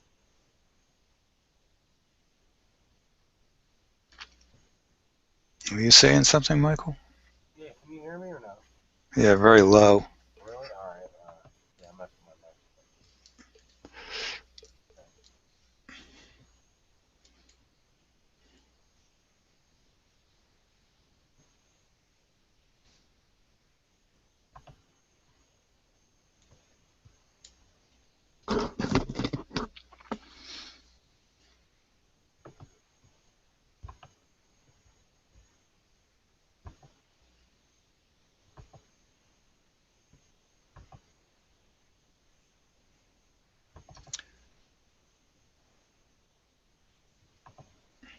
Joe's got something centered there, a star or something.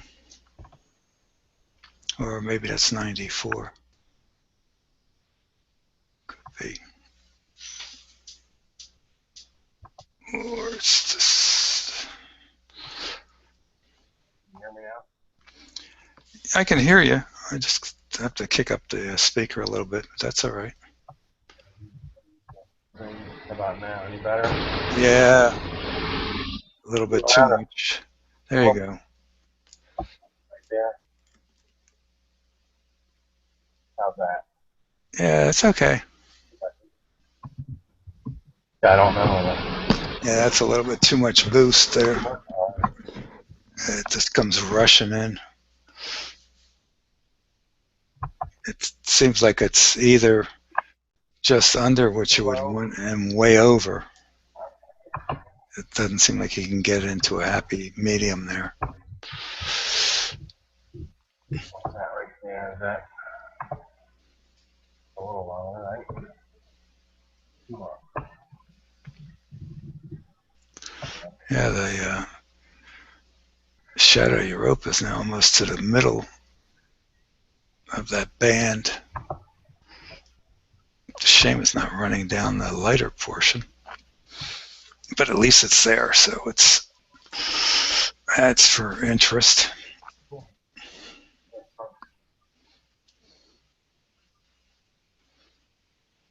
It's out front there.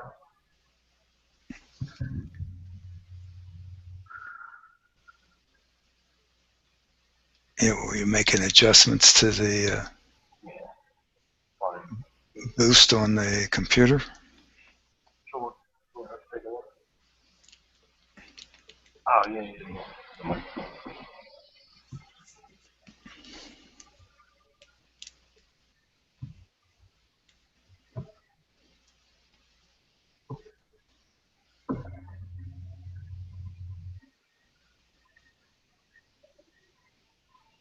I'll be right back.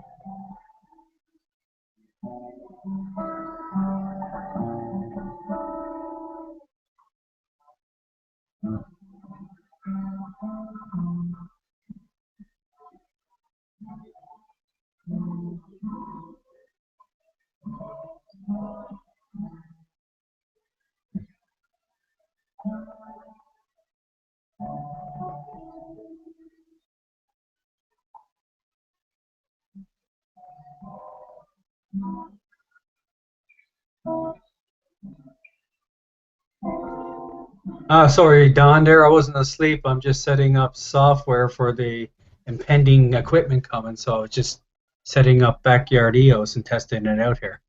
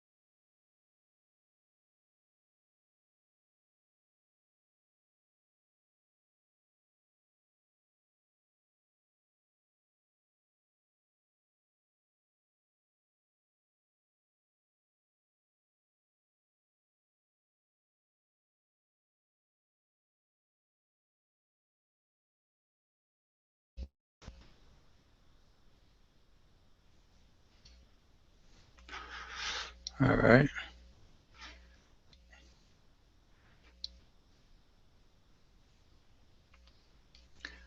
It's back again. Kind of weird setup, though. Did you change cameras or just?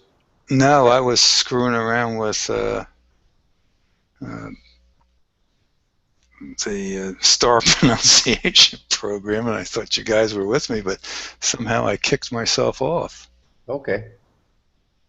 Not too bright, but whatever. But the image presentation changed. At least I think it did. Yeah, it doesn't seem like it's right. It seems like I came in and putting up my own image. Yeah, this isn't the same. This is not the same. Same image presentation I had before. At least I don't think it is. It's like it's weird. All right. Well, I'm going to switch over anyhow. So, Okay. but I'm probably, you know what I am? I'm on yours. I'm not on the original broadcaster's output. Okay. I'm on your guest or the invitees channel. I lost my other one, and I have absolutely no idea how you get it back. Well, you're logged in twice, and the one that's got your picture on right now, that one has always been here. Yeah, I was just using that so I can see what's going on. Okay. But this one here, well, whatever. I'm here, so Yeah, you're I'm going to switch. You'd probably have to just open up a brand new Google Hangout and post a new. Yeah. Post a new link. Yeah. All right. Well, I will do that once I got things set up. I'll continue on here, and then I'll post a Google Hangout, and then you guys will have to pick it up that way and pass the word on or something. Or I can probably do it with my other laptop, because that's how I'm on here. I'm on with my other laptop. Anyway, I did something dumb like that yesterday where, well, it wasn't yesterday or the day before, where the internet dropped out. But I have to go to a star, and I was going to go to Doobie, and I thought I'd just be too clever, I guess. Okay, here we go. And I'm wondering why, just a second here. Let me see where the heck I'm at. No, I'm 17 degrees past the meridian so far as azimuth goes, and I haven't flipped. Well, we ain't going any further than that. I can see the counterweight arm sticking up in the air. Well, go ahead and do what you need to do. We'll just sit here. Yep. All right. I just sent it into a over to the west side. It's doing a flip.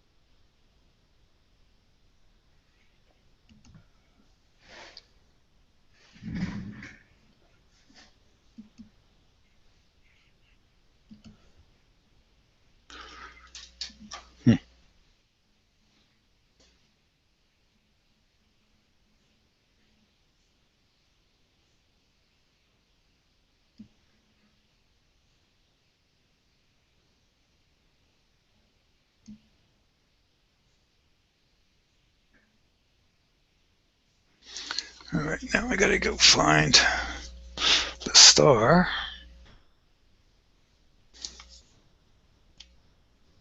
There it is. That was easy.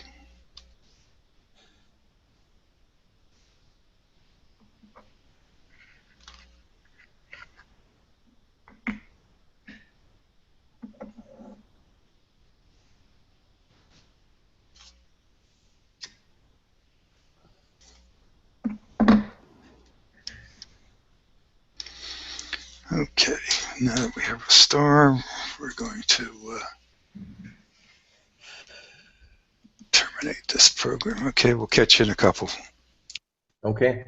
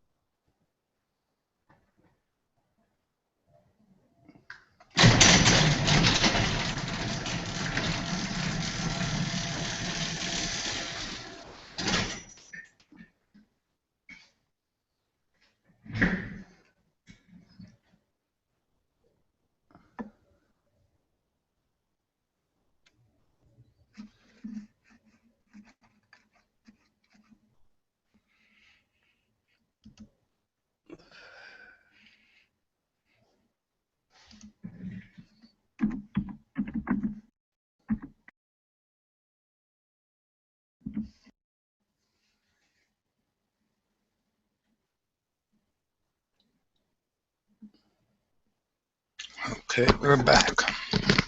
Hey, John. Hey, buddy. How are you? Welcome to the group. What were you up to tonight? Aligning or anything? No, out with the wife and kids. Okay, well, that's good.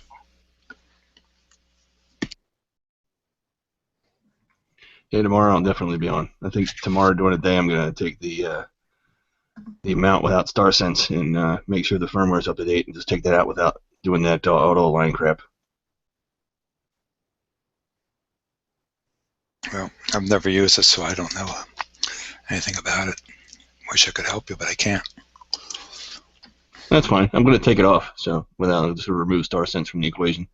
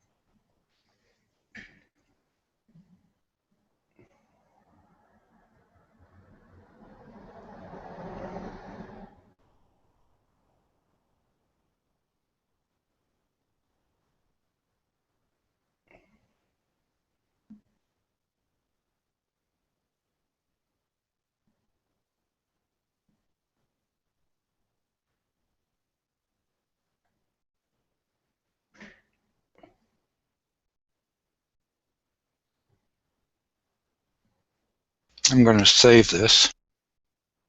Looks good.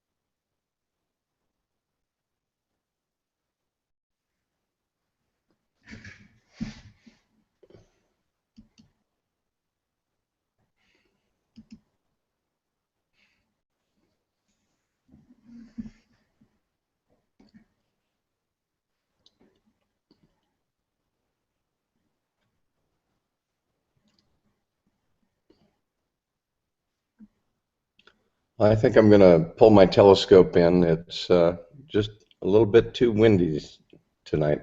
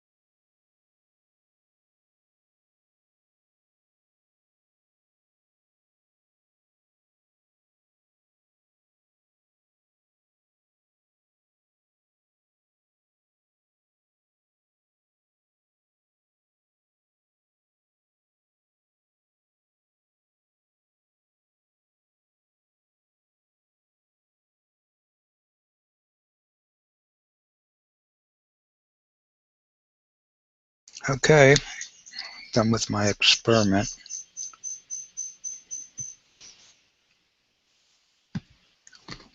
Let's move on to something else.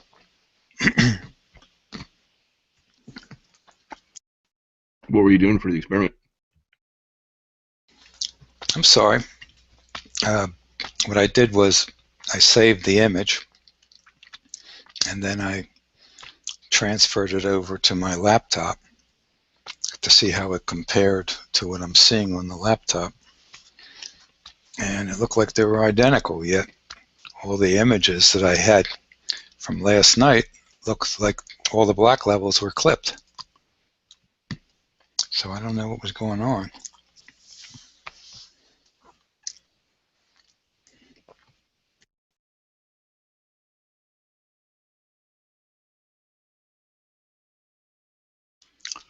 It's obviously something that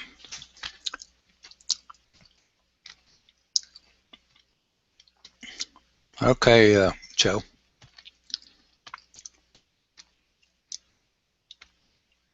Yeah, you'll get that squared away. Oh, he is? Okay, well, on the night skies, Joe, will Al be on night skies? Does he know he doesn't need webcam max or whatever the heck the other goofy thing is? Split cam?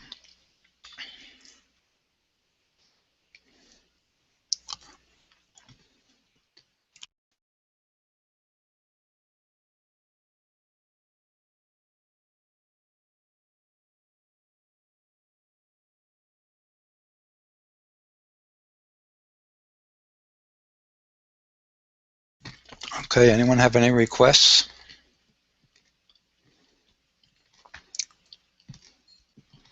There's really very few people here, but try M81, sure.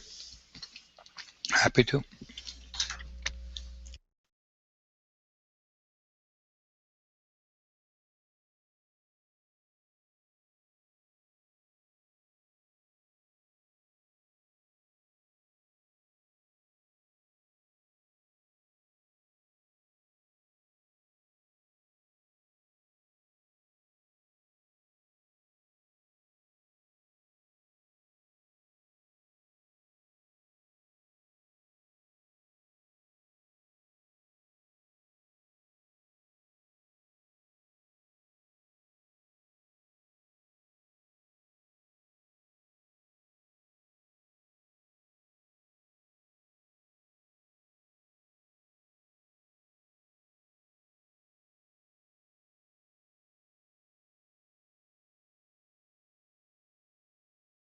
All right, checked her out. Do 120 seconds. And You know, Don, that jet is starting to show. yeah, that's really I was good. thinking about that, and I was thinking about going back to it and let it run. Might stack a few, see how it turns out. Yeah. Yeah, we're on the 81 now, so I'll have to go back. Okay. Yeah, Donald Trump gave Joe a new name. His name is Silent Joe. Huh.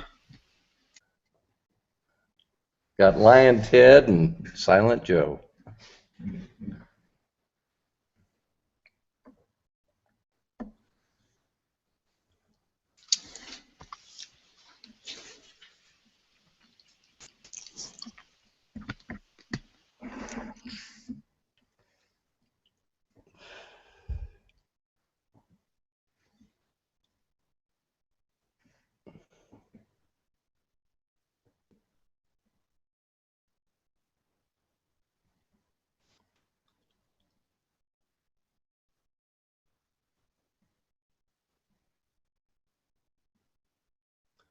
I'm going to mute for a minute and roll my telescope in.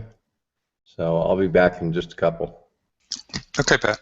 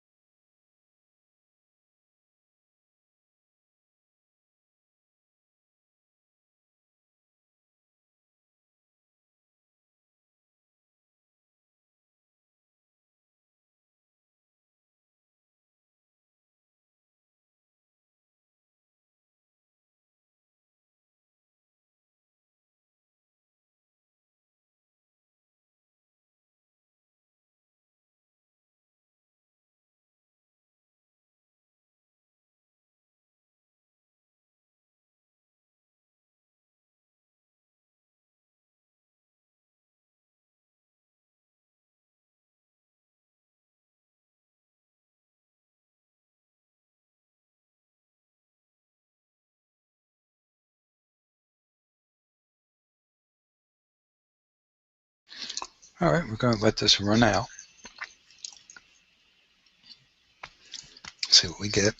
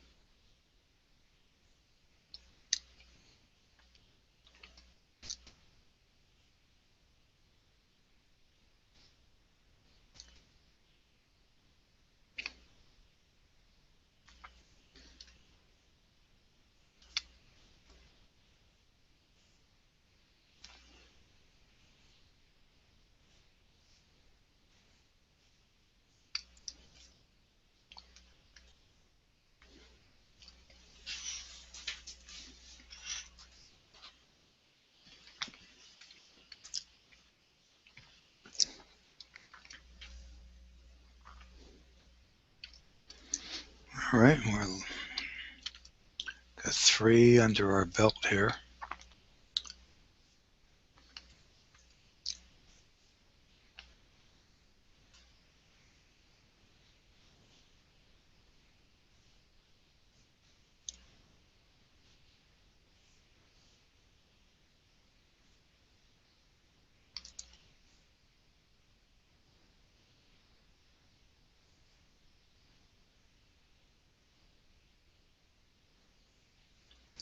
Running some experiments here.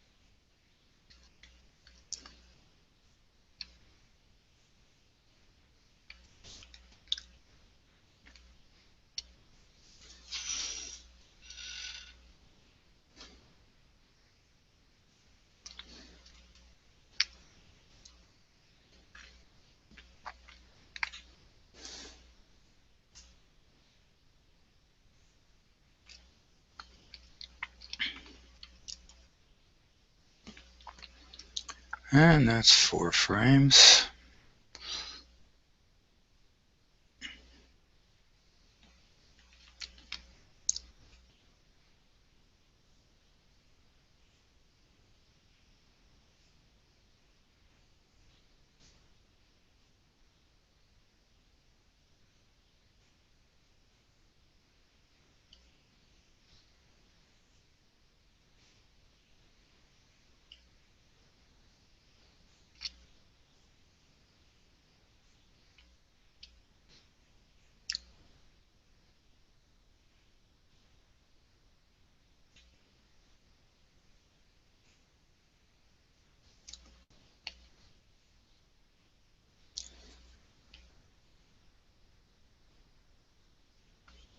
This is very, very strange. All right.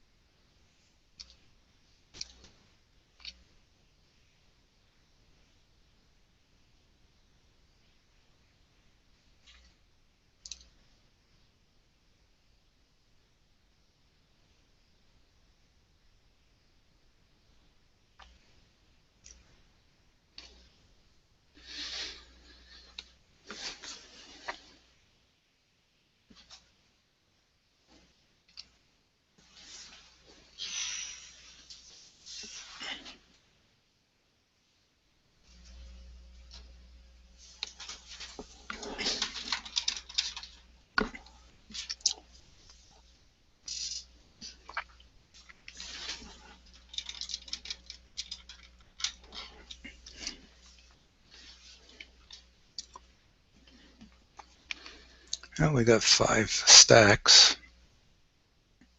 giving you the full-size image. If I go to the other one, what do you end up with?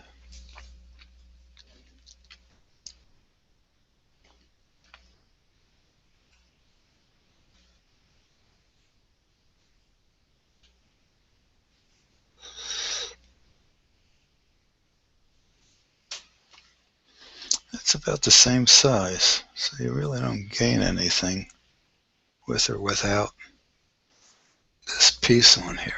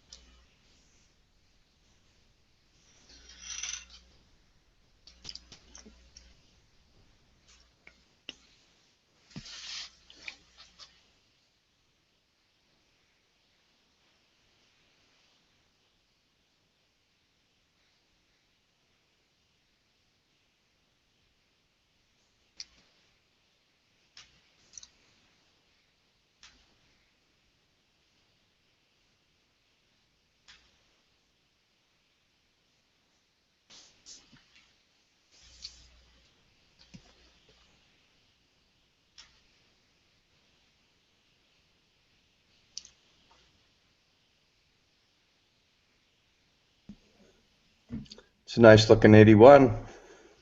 Thank you.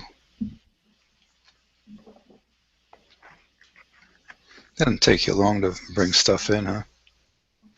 Yeah, it's got good detail.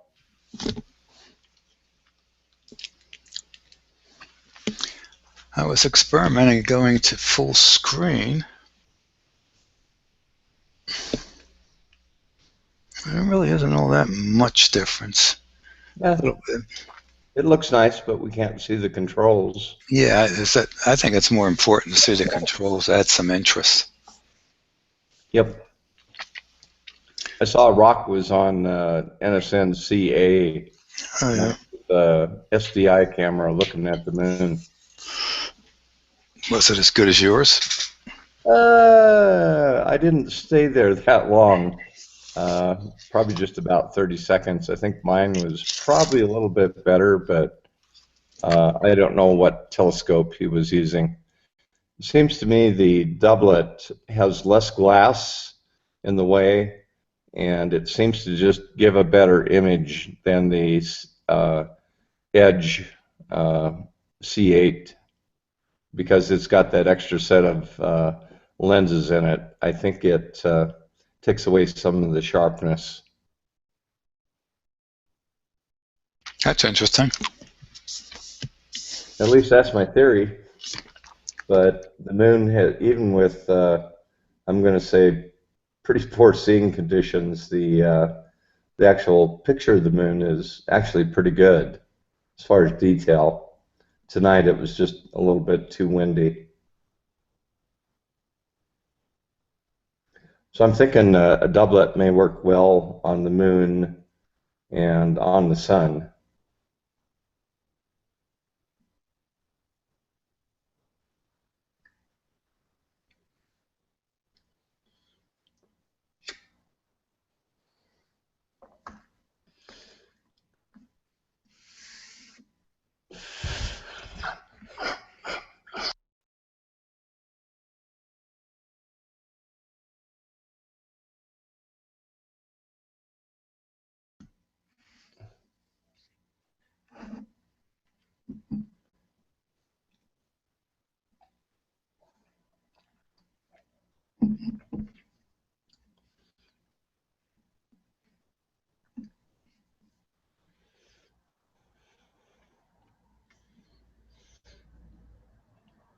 I forgot Mark, this is his anniversary night, so I know he was going out with his wife.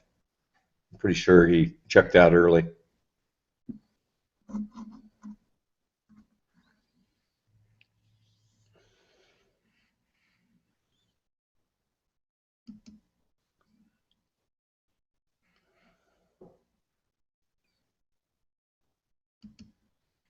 Not sure what Joe has up. Looks like M31 maybe?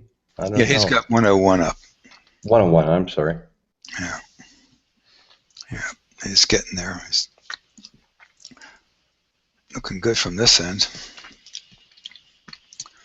Yeah, I'm just looking at the this image, and it's very, very similar in color to what was coming out of the 414. But the 414 I can change a lot easier with Astro Toaster. But definitely with Astro Toaster controls, this camera will compete with the 414 quite well. But we don't have those controls, so yeah, either grab the image, saved image, and throw it into Astro Toaster and work it, or better yet, forget about it, save the image and play with it afterwards. It's so important because it really is getting the message across here live-wise. I think it's very good for live shot. That's my own personal opinion. I think once we get over the novelty of this camera and learning, our exposure times will be shorter with some more stacks, but they'll be a little bit shorter, I think, and we'll get, at least I hope to go from one object to another more quickly. The other night I was sort of doing that, but I got caught up in conversation, and I ended up going through for the evening. Usually when I do broadcast, I'll run through 24 items, objects, and I'm hard pressed to do that with this kind of a camera. I think I personally think it's okay with the chat going on. I think if you can get 4 objects an hour, that's actually pretty good. Mm-hmm. That's 15 minutes, so that's pretty reasonable. But when you start chatting, you can easily run a half hour without thinking about it. Yeah.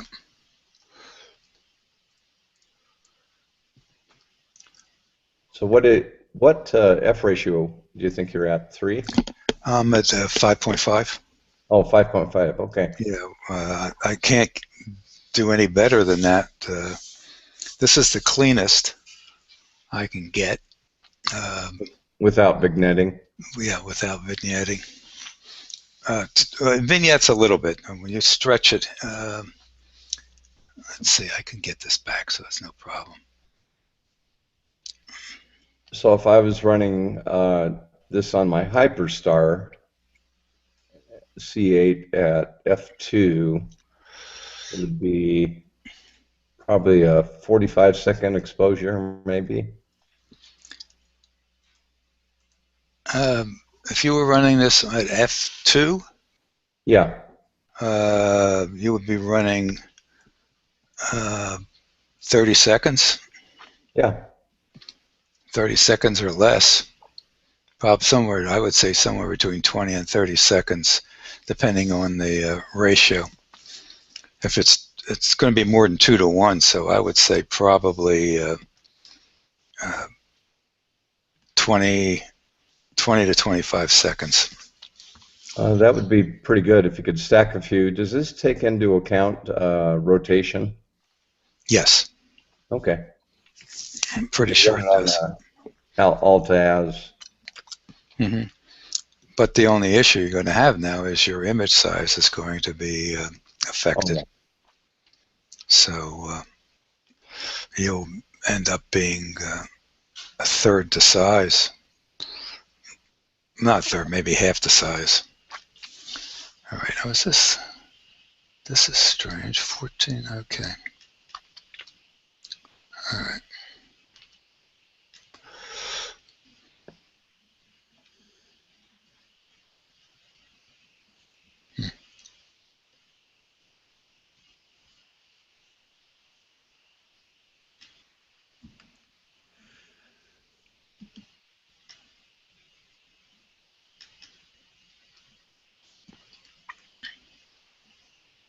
So Joe's running looks like a 30-second exposure, but it's still pretty noisy.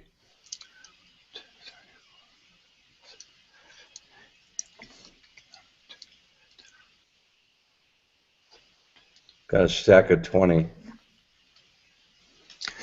On 10, is he still, on 101? Yeah. You have to, I would go 2 minutes with it.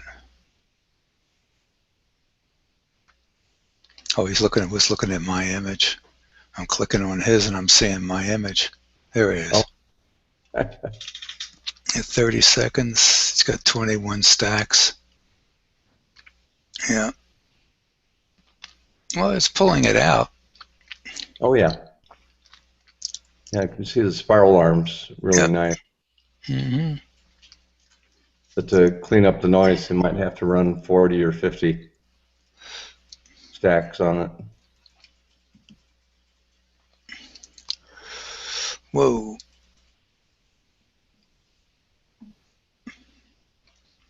I think that's showing more now.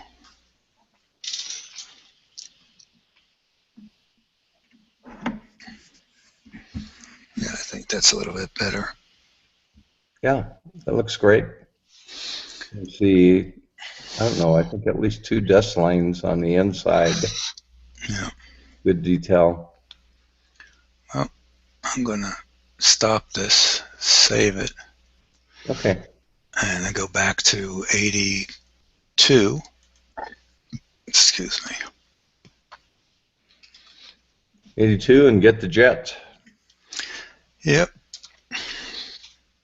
Problem is I have the ITIS filter on here, and the ITIS filter is going to kill some of the infrared. Yeah. So it may kill some of the HA too. So here we go.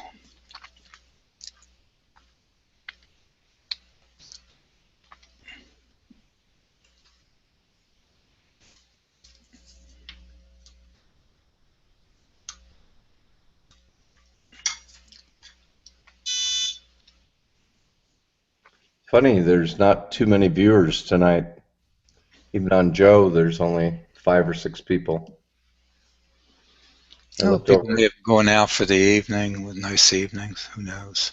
Yeah. I looked over at NSN, and some gentleman was on with a TI3 or something, and he only had a half a dozen viewers on Rock's place. So I guess everybody had something to do.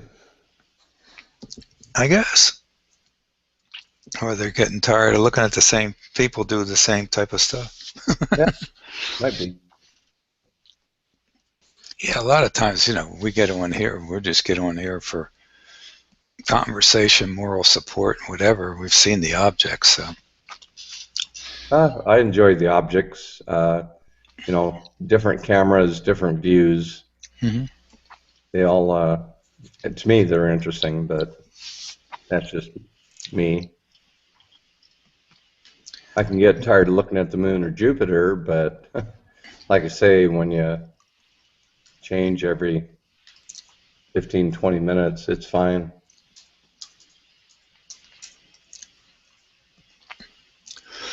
All right, let's see here.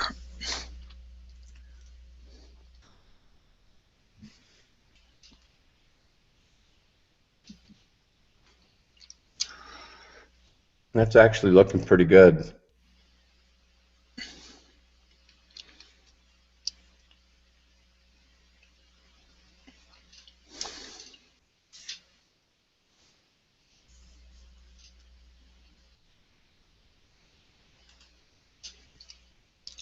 Got double stars in the bottom here. Almost looks like trailing, but it really isn't. You can see the break in the star. Yeah. And it was funny yesterday, I don't know if you were on, but I was capturing this whole screen as a desktop, and the stars were looked like they were egg-shaped. Oh. And I'm looking at the other monitor, and they're as round as can be. And it's the same situation tonight, too. I'm looking at it. This star up here is elongated much more so than it appears here. This star here is round, not on my working screen. Here, I'll show you. We're not doing anything anyhow, so. Is that a software aberration? It's got to be something with the cheap monitor not being square. Let me go desktop. All right. It should appear that way to you. I'm not sure whether it will or won't, but I'm on the. Looks a little worse. That's the desktop, and let me see if I see it on. Well, I'm trying to see what that's clearer now. That's got good detail on that inner dust lane. Yeah. All right. Well, we just shifted, so let me bring it back to the other screen. And infinity, there you is. Oh, that's the wrong one. That's the full screen. That's doesn't always open for me. That's what we want, infinity 1.3. And we'll just run this up. It's a nice little feature on this thing here. If I can get it to move. Okay. What it does is it spreads out the histogram. That looks pretty good. The stars look pretty round. Yeah, I'm back to not looking at the desktop, but actually the image that's on the desktop. So I can put other things there and it's not going to pick it up.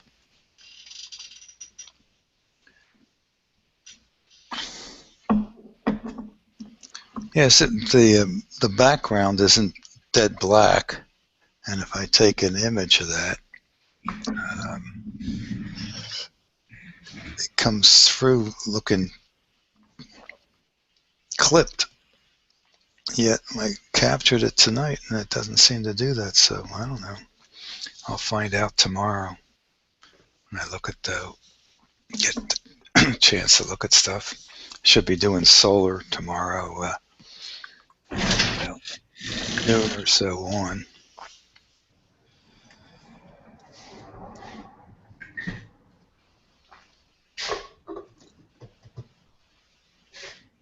Yeah, see, now it's getting darker, so I can lower this.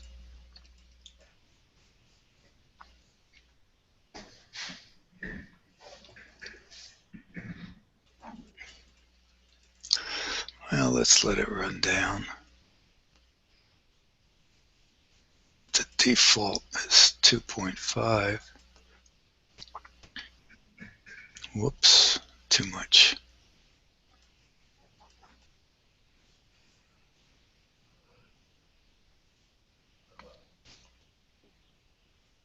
Oh, that's the reason why. All right. Had it on 120 seconds.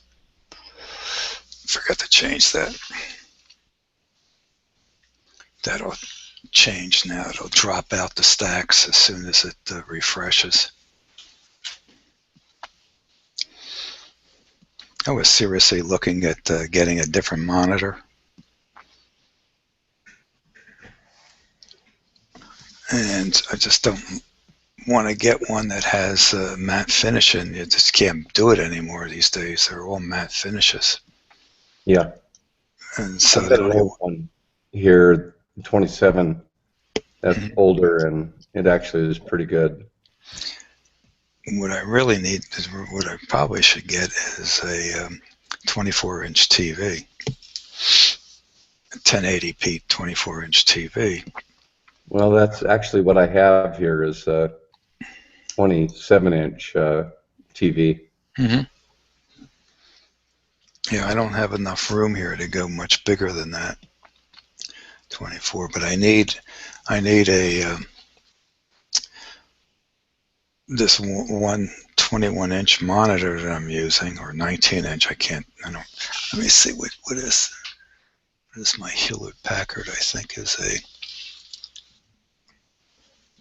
Yeah, Hewlett Packard. Yeah, they're both 21 inches, and the Hewlett Packard isn't as sharp as this junky monitor I have,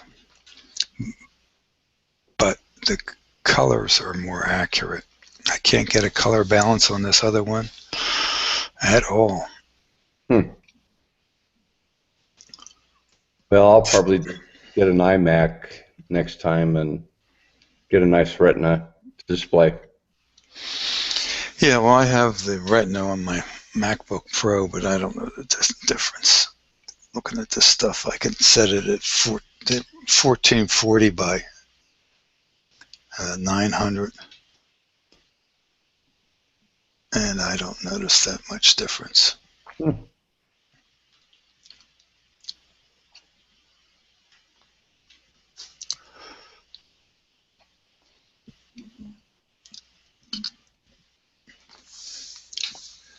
All right.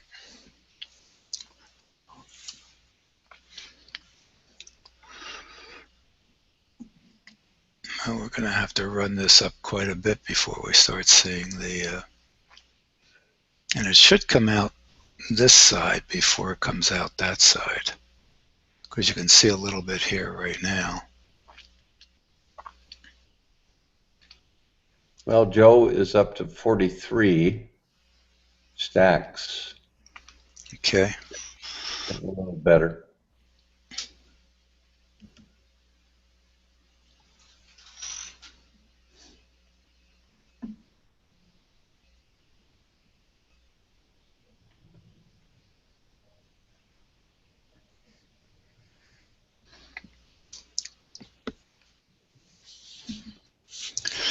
These images for all of us seem to have a little bit of a gold overtone. And I think they're going to have to go and run a slightly better algorithm in there for color conversion. They have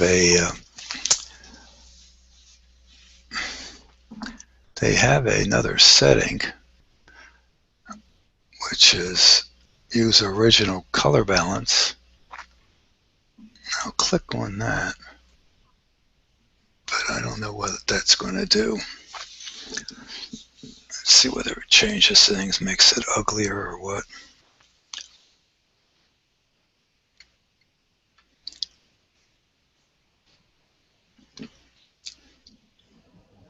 Well, it just refreshed, but I can't see the difference. And I may not be able to tell the difference. I would have to probably stack 5 or 6 with and then restack 5 or 6 and take pictures and then compare them. I don't know what the difference is. They didn't explain. They don't explain too much in their manual anyhow.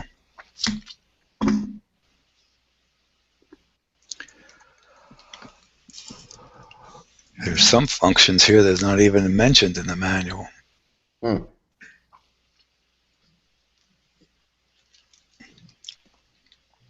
Like this this feature right here. It's not mentioned. But I'm glad I found it because it works quite well.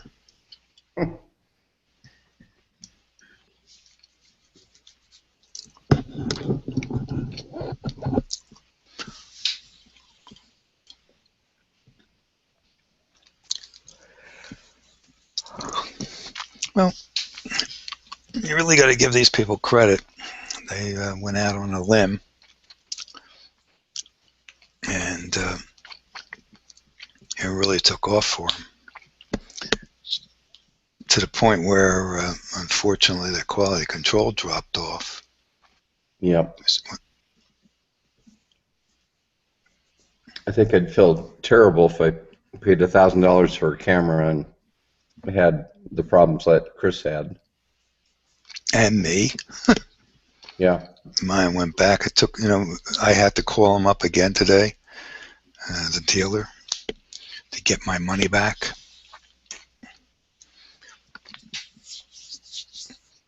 And finally got my money back. Well, that's good. With apologies, but still, there was the return camera was there for 2 weeks. I sent emails, called in, and there was no problem today. The guy got on it right away, and half an hour later, it was in my PayPal account. And then he followed up with a telephone call. Who did you go through? I went with the guys. We all 4 bought at a bundle price. Yeah. From Woodland Hills. Yep. And but they handled me poorly initially. When I reported the problem, it was on a Thursday, and I think right before, it was either the week before Easter or it was Easter weekend, I'm not sure. I reported the problem, gave them the description of what was going on. They called me back and said, yeah, that is an issue, that we can verify that there is something wrong with the camera. send it back. When we get it, we'll send you one out. And I said, oh, I don't want to do that. I'll send it back, but send me another camera. Oh, we can't do that. I said, well, I'll send you money PayPal when you get my defective camera back. Just refund me my PayPal money. Oh, we can't do that. And I'm saying, well, it's going to take forever. It's going to take a good part of a week to get to you, then another week to get to me, and that's going to get delayed because you got NEEF. So it's going to be probably 3 to 4 weeks before I get the replacement camera, and I already waited 3 weeks for this camera from the time we ordered it. So 7 weeks to get a good camera, working camera. So I called them up on Monday, and after my first call, and said, no, I'm not happy. And I was just ready to tell me, just refund me my money when you get the camera and forget about replacing it. And I said, find it. And I said, I really would appreciate if somebody would talk to the manager or the owner of the company and see whether they're willing to have me pay full price for the camera and, and go through the whole, send it out to me right away. And I should have it by the end of the week. And you should have the return camera by the end of the week. And then you can refund my money. And I won't be sitting around here waiting for weeks on end. So I finally agreed. And the camera was on its way that night. And I got it on a Friday. And no, I got it on a Wednesday. I think Wednesday or Thursday. It came in 2 days. So it's in its second day priority mail. So how are we doing here? We need to lower this a little bit.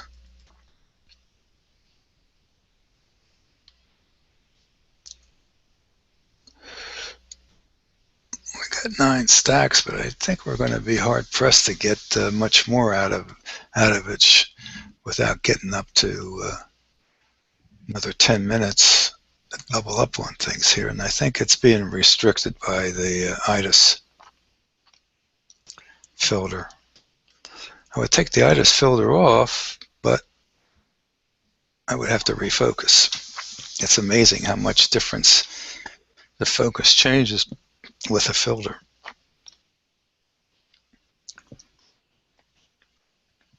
The ITIS probably blocks a lot of the IR, right? Yeah, it blocks IR now. How much it blocks in the IR, I don't know. I haven't paid too much attention. Now, they came out with a different model that has the same basic light pollution cuts in it, but it doesn't have IR restriction, doesn't block IR. That's the newer model. That's probably the LP2. Well, this is a P2. Okay. And it's the D1 now that doesn't have the IR in it, IR blocking.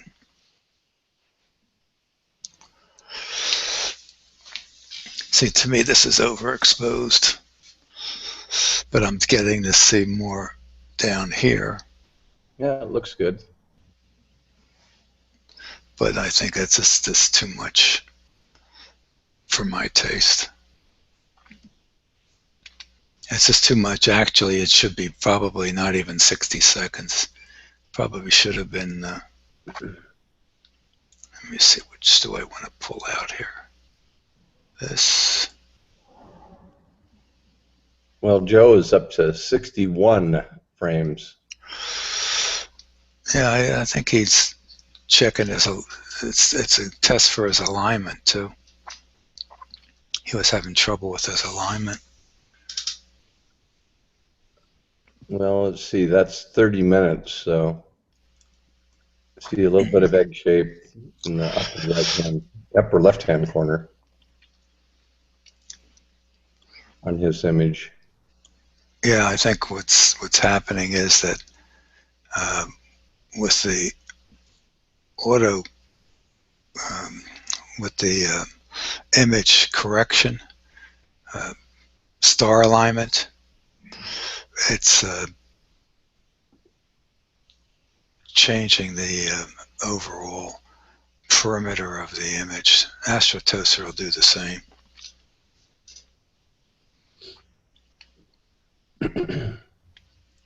Well, this does need to go a little bit lighter.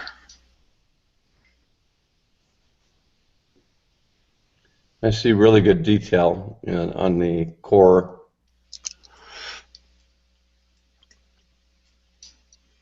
Oh, come on.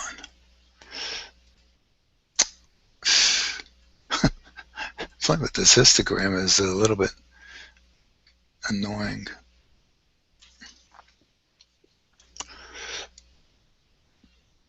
All right, that's okay. As long as we got some lighter background. I improved this other junky monitor by tilting it up a little bit so that it cuts down on the brightness a little bit.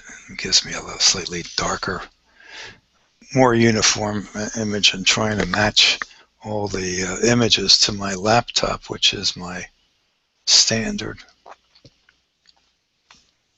The MacBook Pros usually have pretty good color balance. Now, I don't know whether this thing has done anything. This original color balance. And I really would have to go and check that on a more simpler object, like 97, which is tough to do, but I think I see just a touch less red in the core. okay. That's my own view from here. Yeah, I don't know whether it's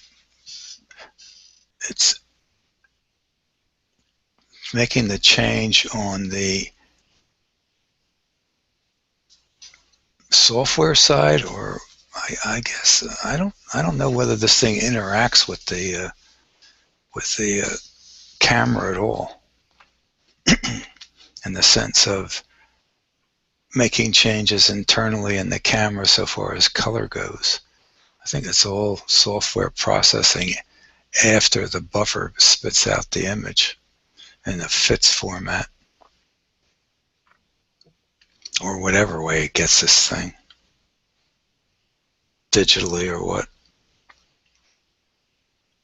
because it is a serial communications USB, so universal serial bus.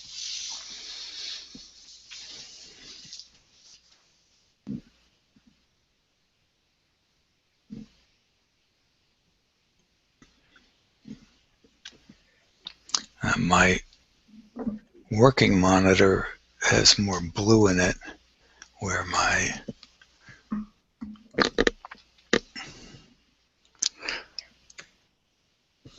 other two screens have less blue and a little bit more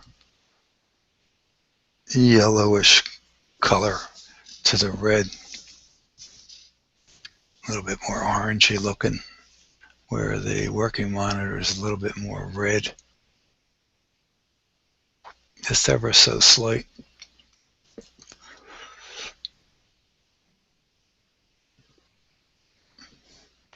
But the areas that are white are a light, I would say, very, very light gray, with a little bit of blue in it. On that one screen, I just can't seem to get rid of it.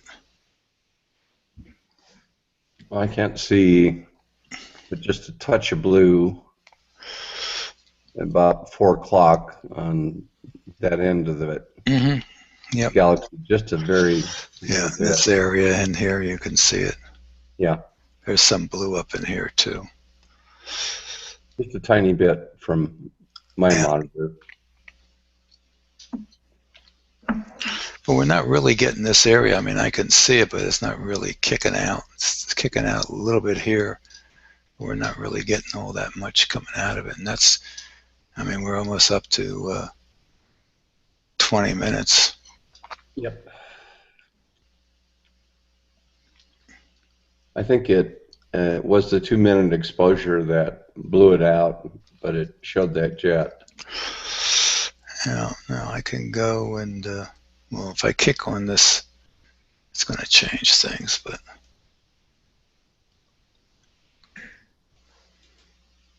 a little bit. Didn't change it much. It looks like Joe moved over to a globular. Oh, yeah. What's he on? It looks like 13.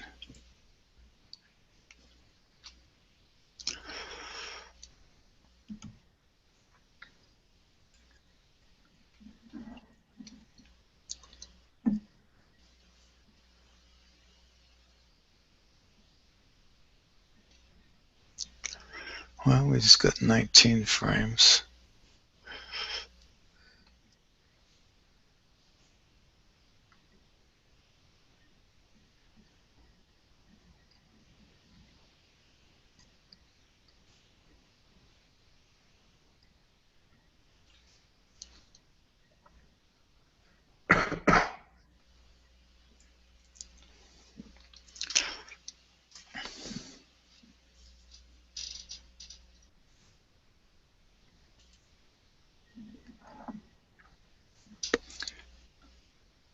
I don't think tonight we're getting any thin stuff floating through, but I will check and see what it's doing. Ever so slight. Ever so slight. You can tell from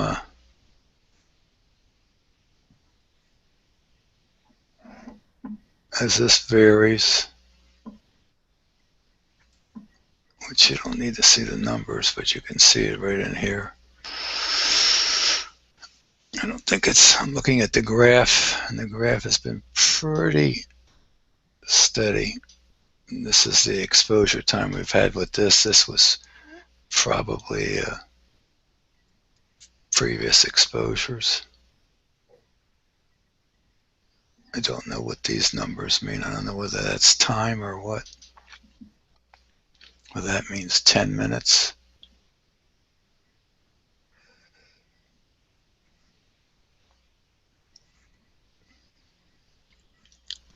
Well, I'm going to stop it here. I don't think we're going to gain much more. Okay. And just take a snap. You'll have to compare that to the snap you took before. But I think the one you took before was a little better. Yeah, if I can find it. I don't know where it is now. Somewhere. Yeah, it's somewhere on this computer. But I saved it, but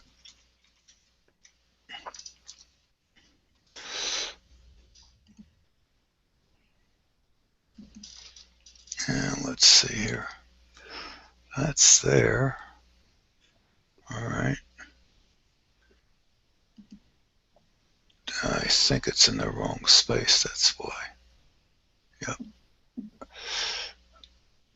This is, these two are, yeah, okay, these two are in the wrong place at the wrong time. And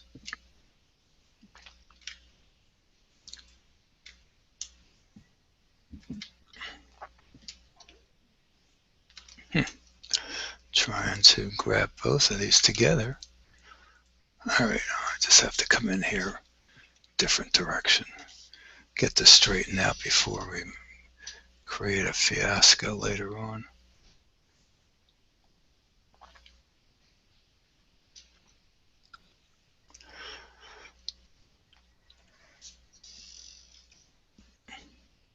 Don, I need to go ahead and get my outside cats in. Okay. Got to bribe them with a little bit of food, so I'm going to be gone for about 5 minutes. Alrighty.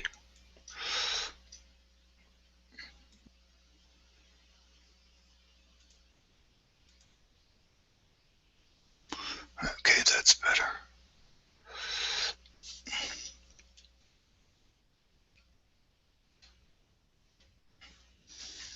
Right.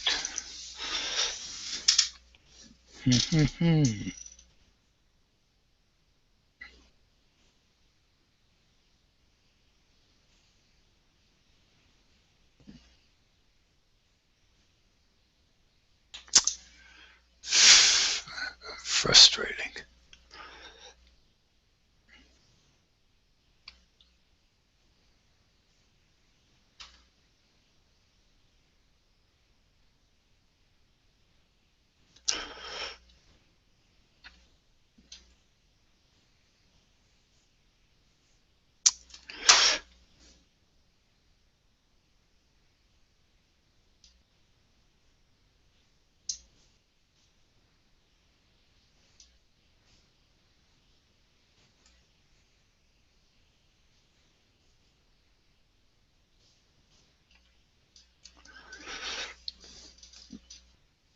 All right.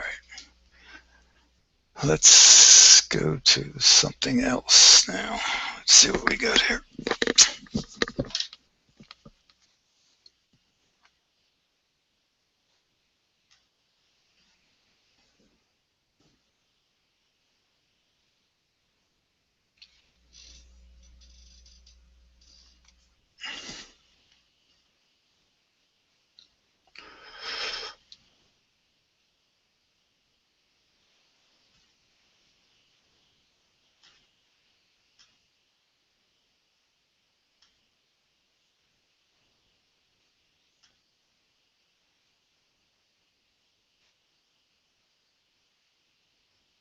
All right, let's try a regular Galaxy 4449.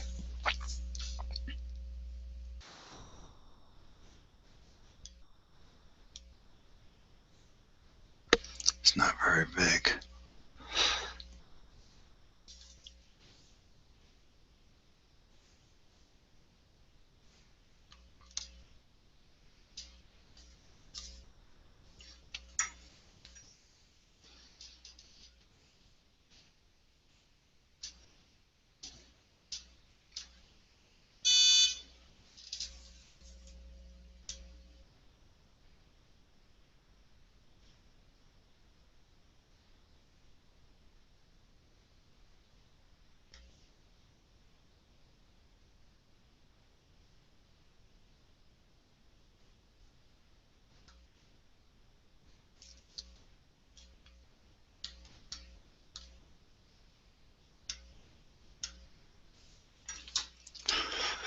All right. And I think try this at 90 seconds.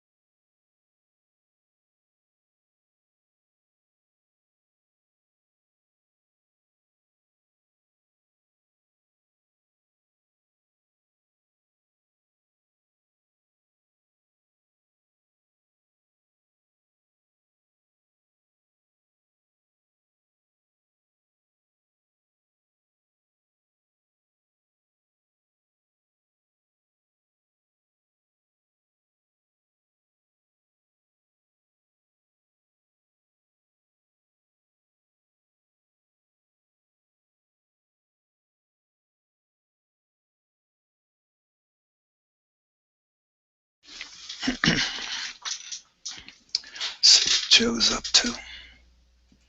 It looks like it was some little weird little galaxy, but it's gone now.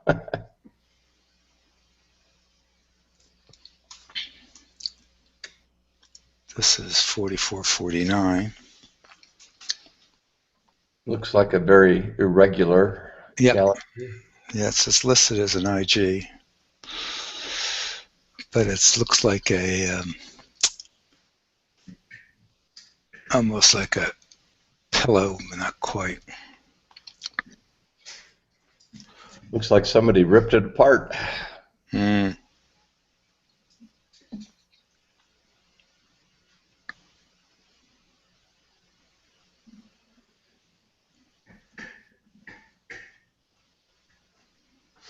Or it's two galaxies merged.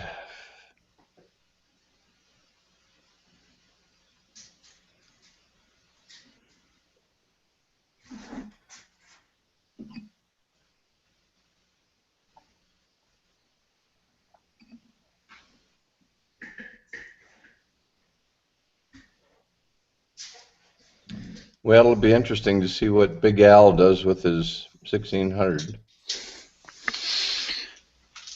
Yeah. If it works like a regular DSLR exposure-wise, then I think it's a deal for somebody that wants that type of imaging. I have not looked at the sensor to see what the specs are on it. Well, it's hard to identify which one it is.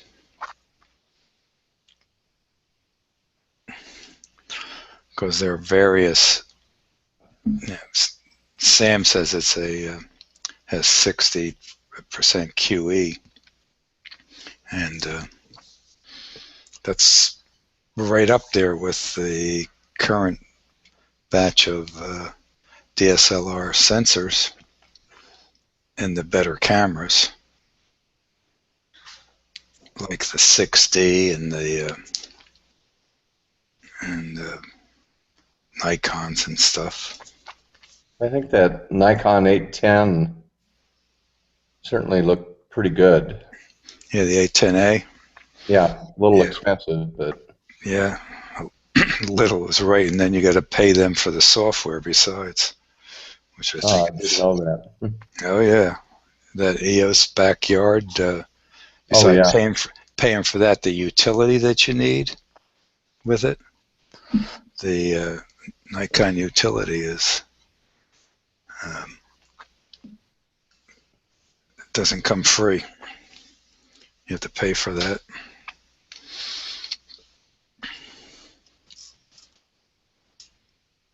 Nikon's always tried to act like the Mercedes, and Canon has always tried to be the BMW in the camera world. I used to be a camera salesman back many years ago. I actually have a question for you, Don. Mm-hmm. My security cameras, I think they're Samsung, I don't remember. It looks like a couple of them have I don't know what to call the color. It's a light purple instead of white. It looks like one of the color channels has gone out. Mm. Yeah, I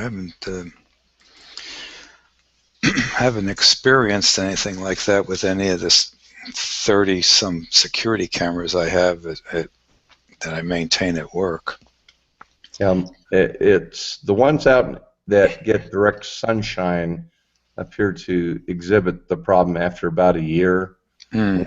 On the back side of the house, which are in the shade all the time, do not experience that.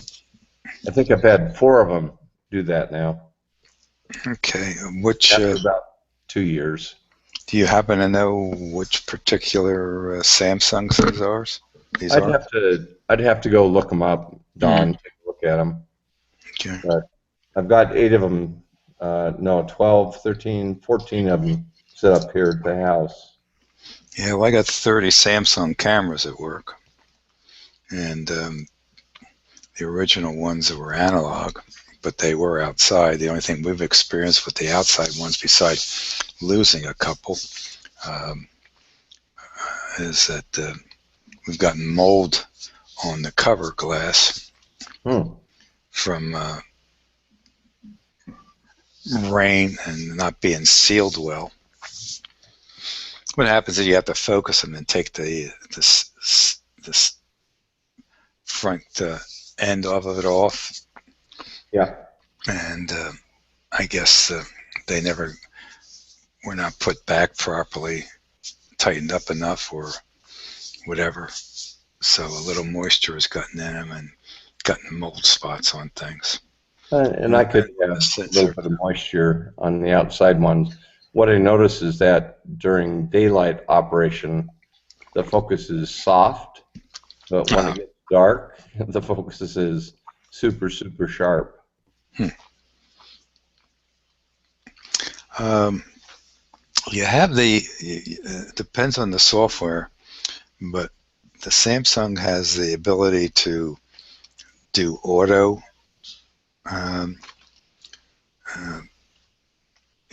day-night control. Now, do you have infrared built into the cameras, or is that something that's not on the cameras? No, they're built in. Okay. We had an issue with surrounding lights at night when it went from color to black and white to work on infrared, and the infrared from the lights in the parking lot and such like that. If they were shining a little bit towards the camera, then it would look like it was all fogged over because of the strong amount of infrared that you're getting out of the lights. So what we did was left the color on. Oh, okay. And by leaving the color on, you lose the ability to see infrared later on in the evening. But as long as the lights are on, you can generally see okay. And it's possibly there's if the light timing is not proper and it goes off before daylight, because they're not sensor controlled, they're timer controlled. So especially when we go with a time change, they're totally out of sync. By the time somebody gets them squared away, a week or a month can go by. So, but that was my solution. Then trying to shield the cameras or reorient them was to just leave them run as color, and they seem to be happy with that solution. I got to make one more errand, and I'll be back in just a couple. Okay. Let's see what Joe's doing.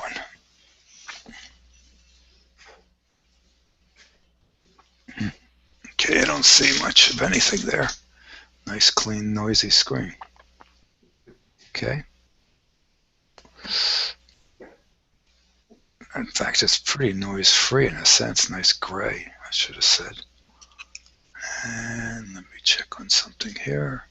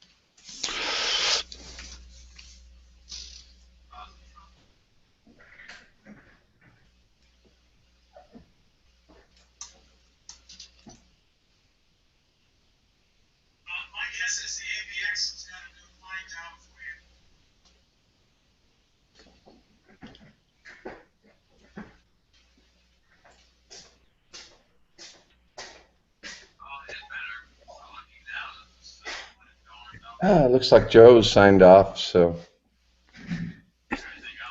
Well, he's still here. I signed off. Oh. I'm looking at Mark. Mark's been broadcasting for a while.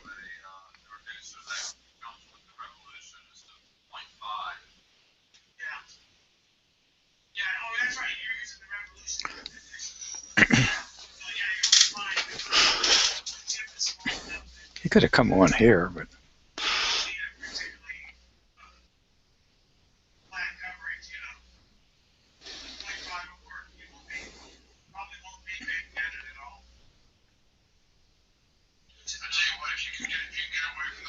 no, this has turned out to be okay. Yeah, I think I'm going to call it a night, Don. Okay. So thank you very much, and have a good day. Look for you tomorrow. Alrighty. Appreciate the company. You have a good night. You bet.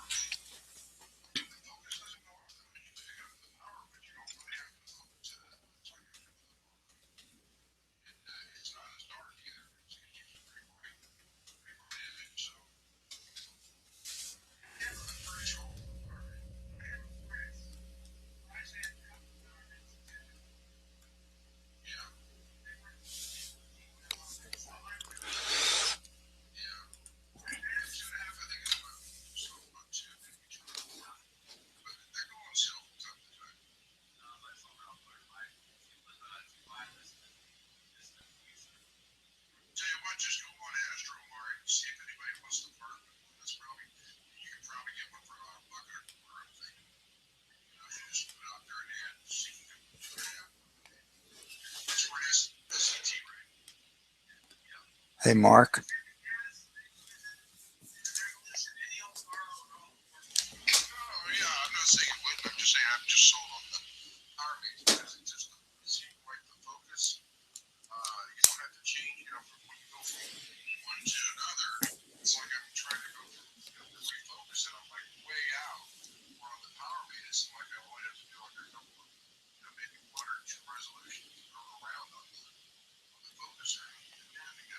Hey, Mark.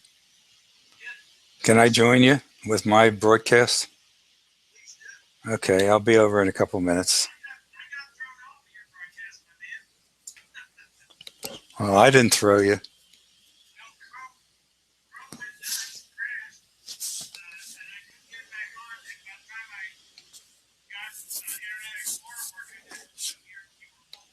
Okay. All right. All right.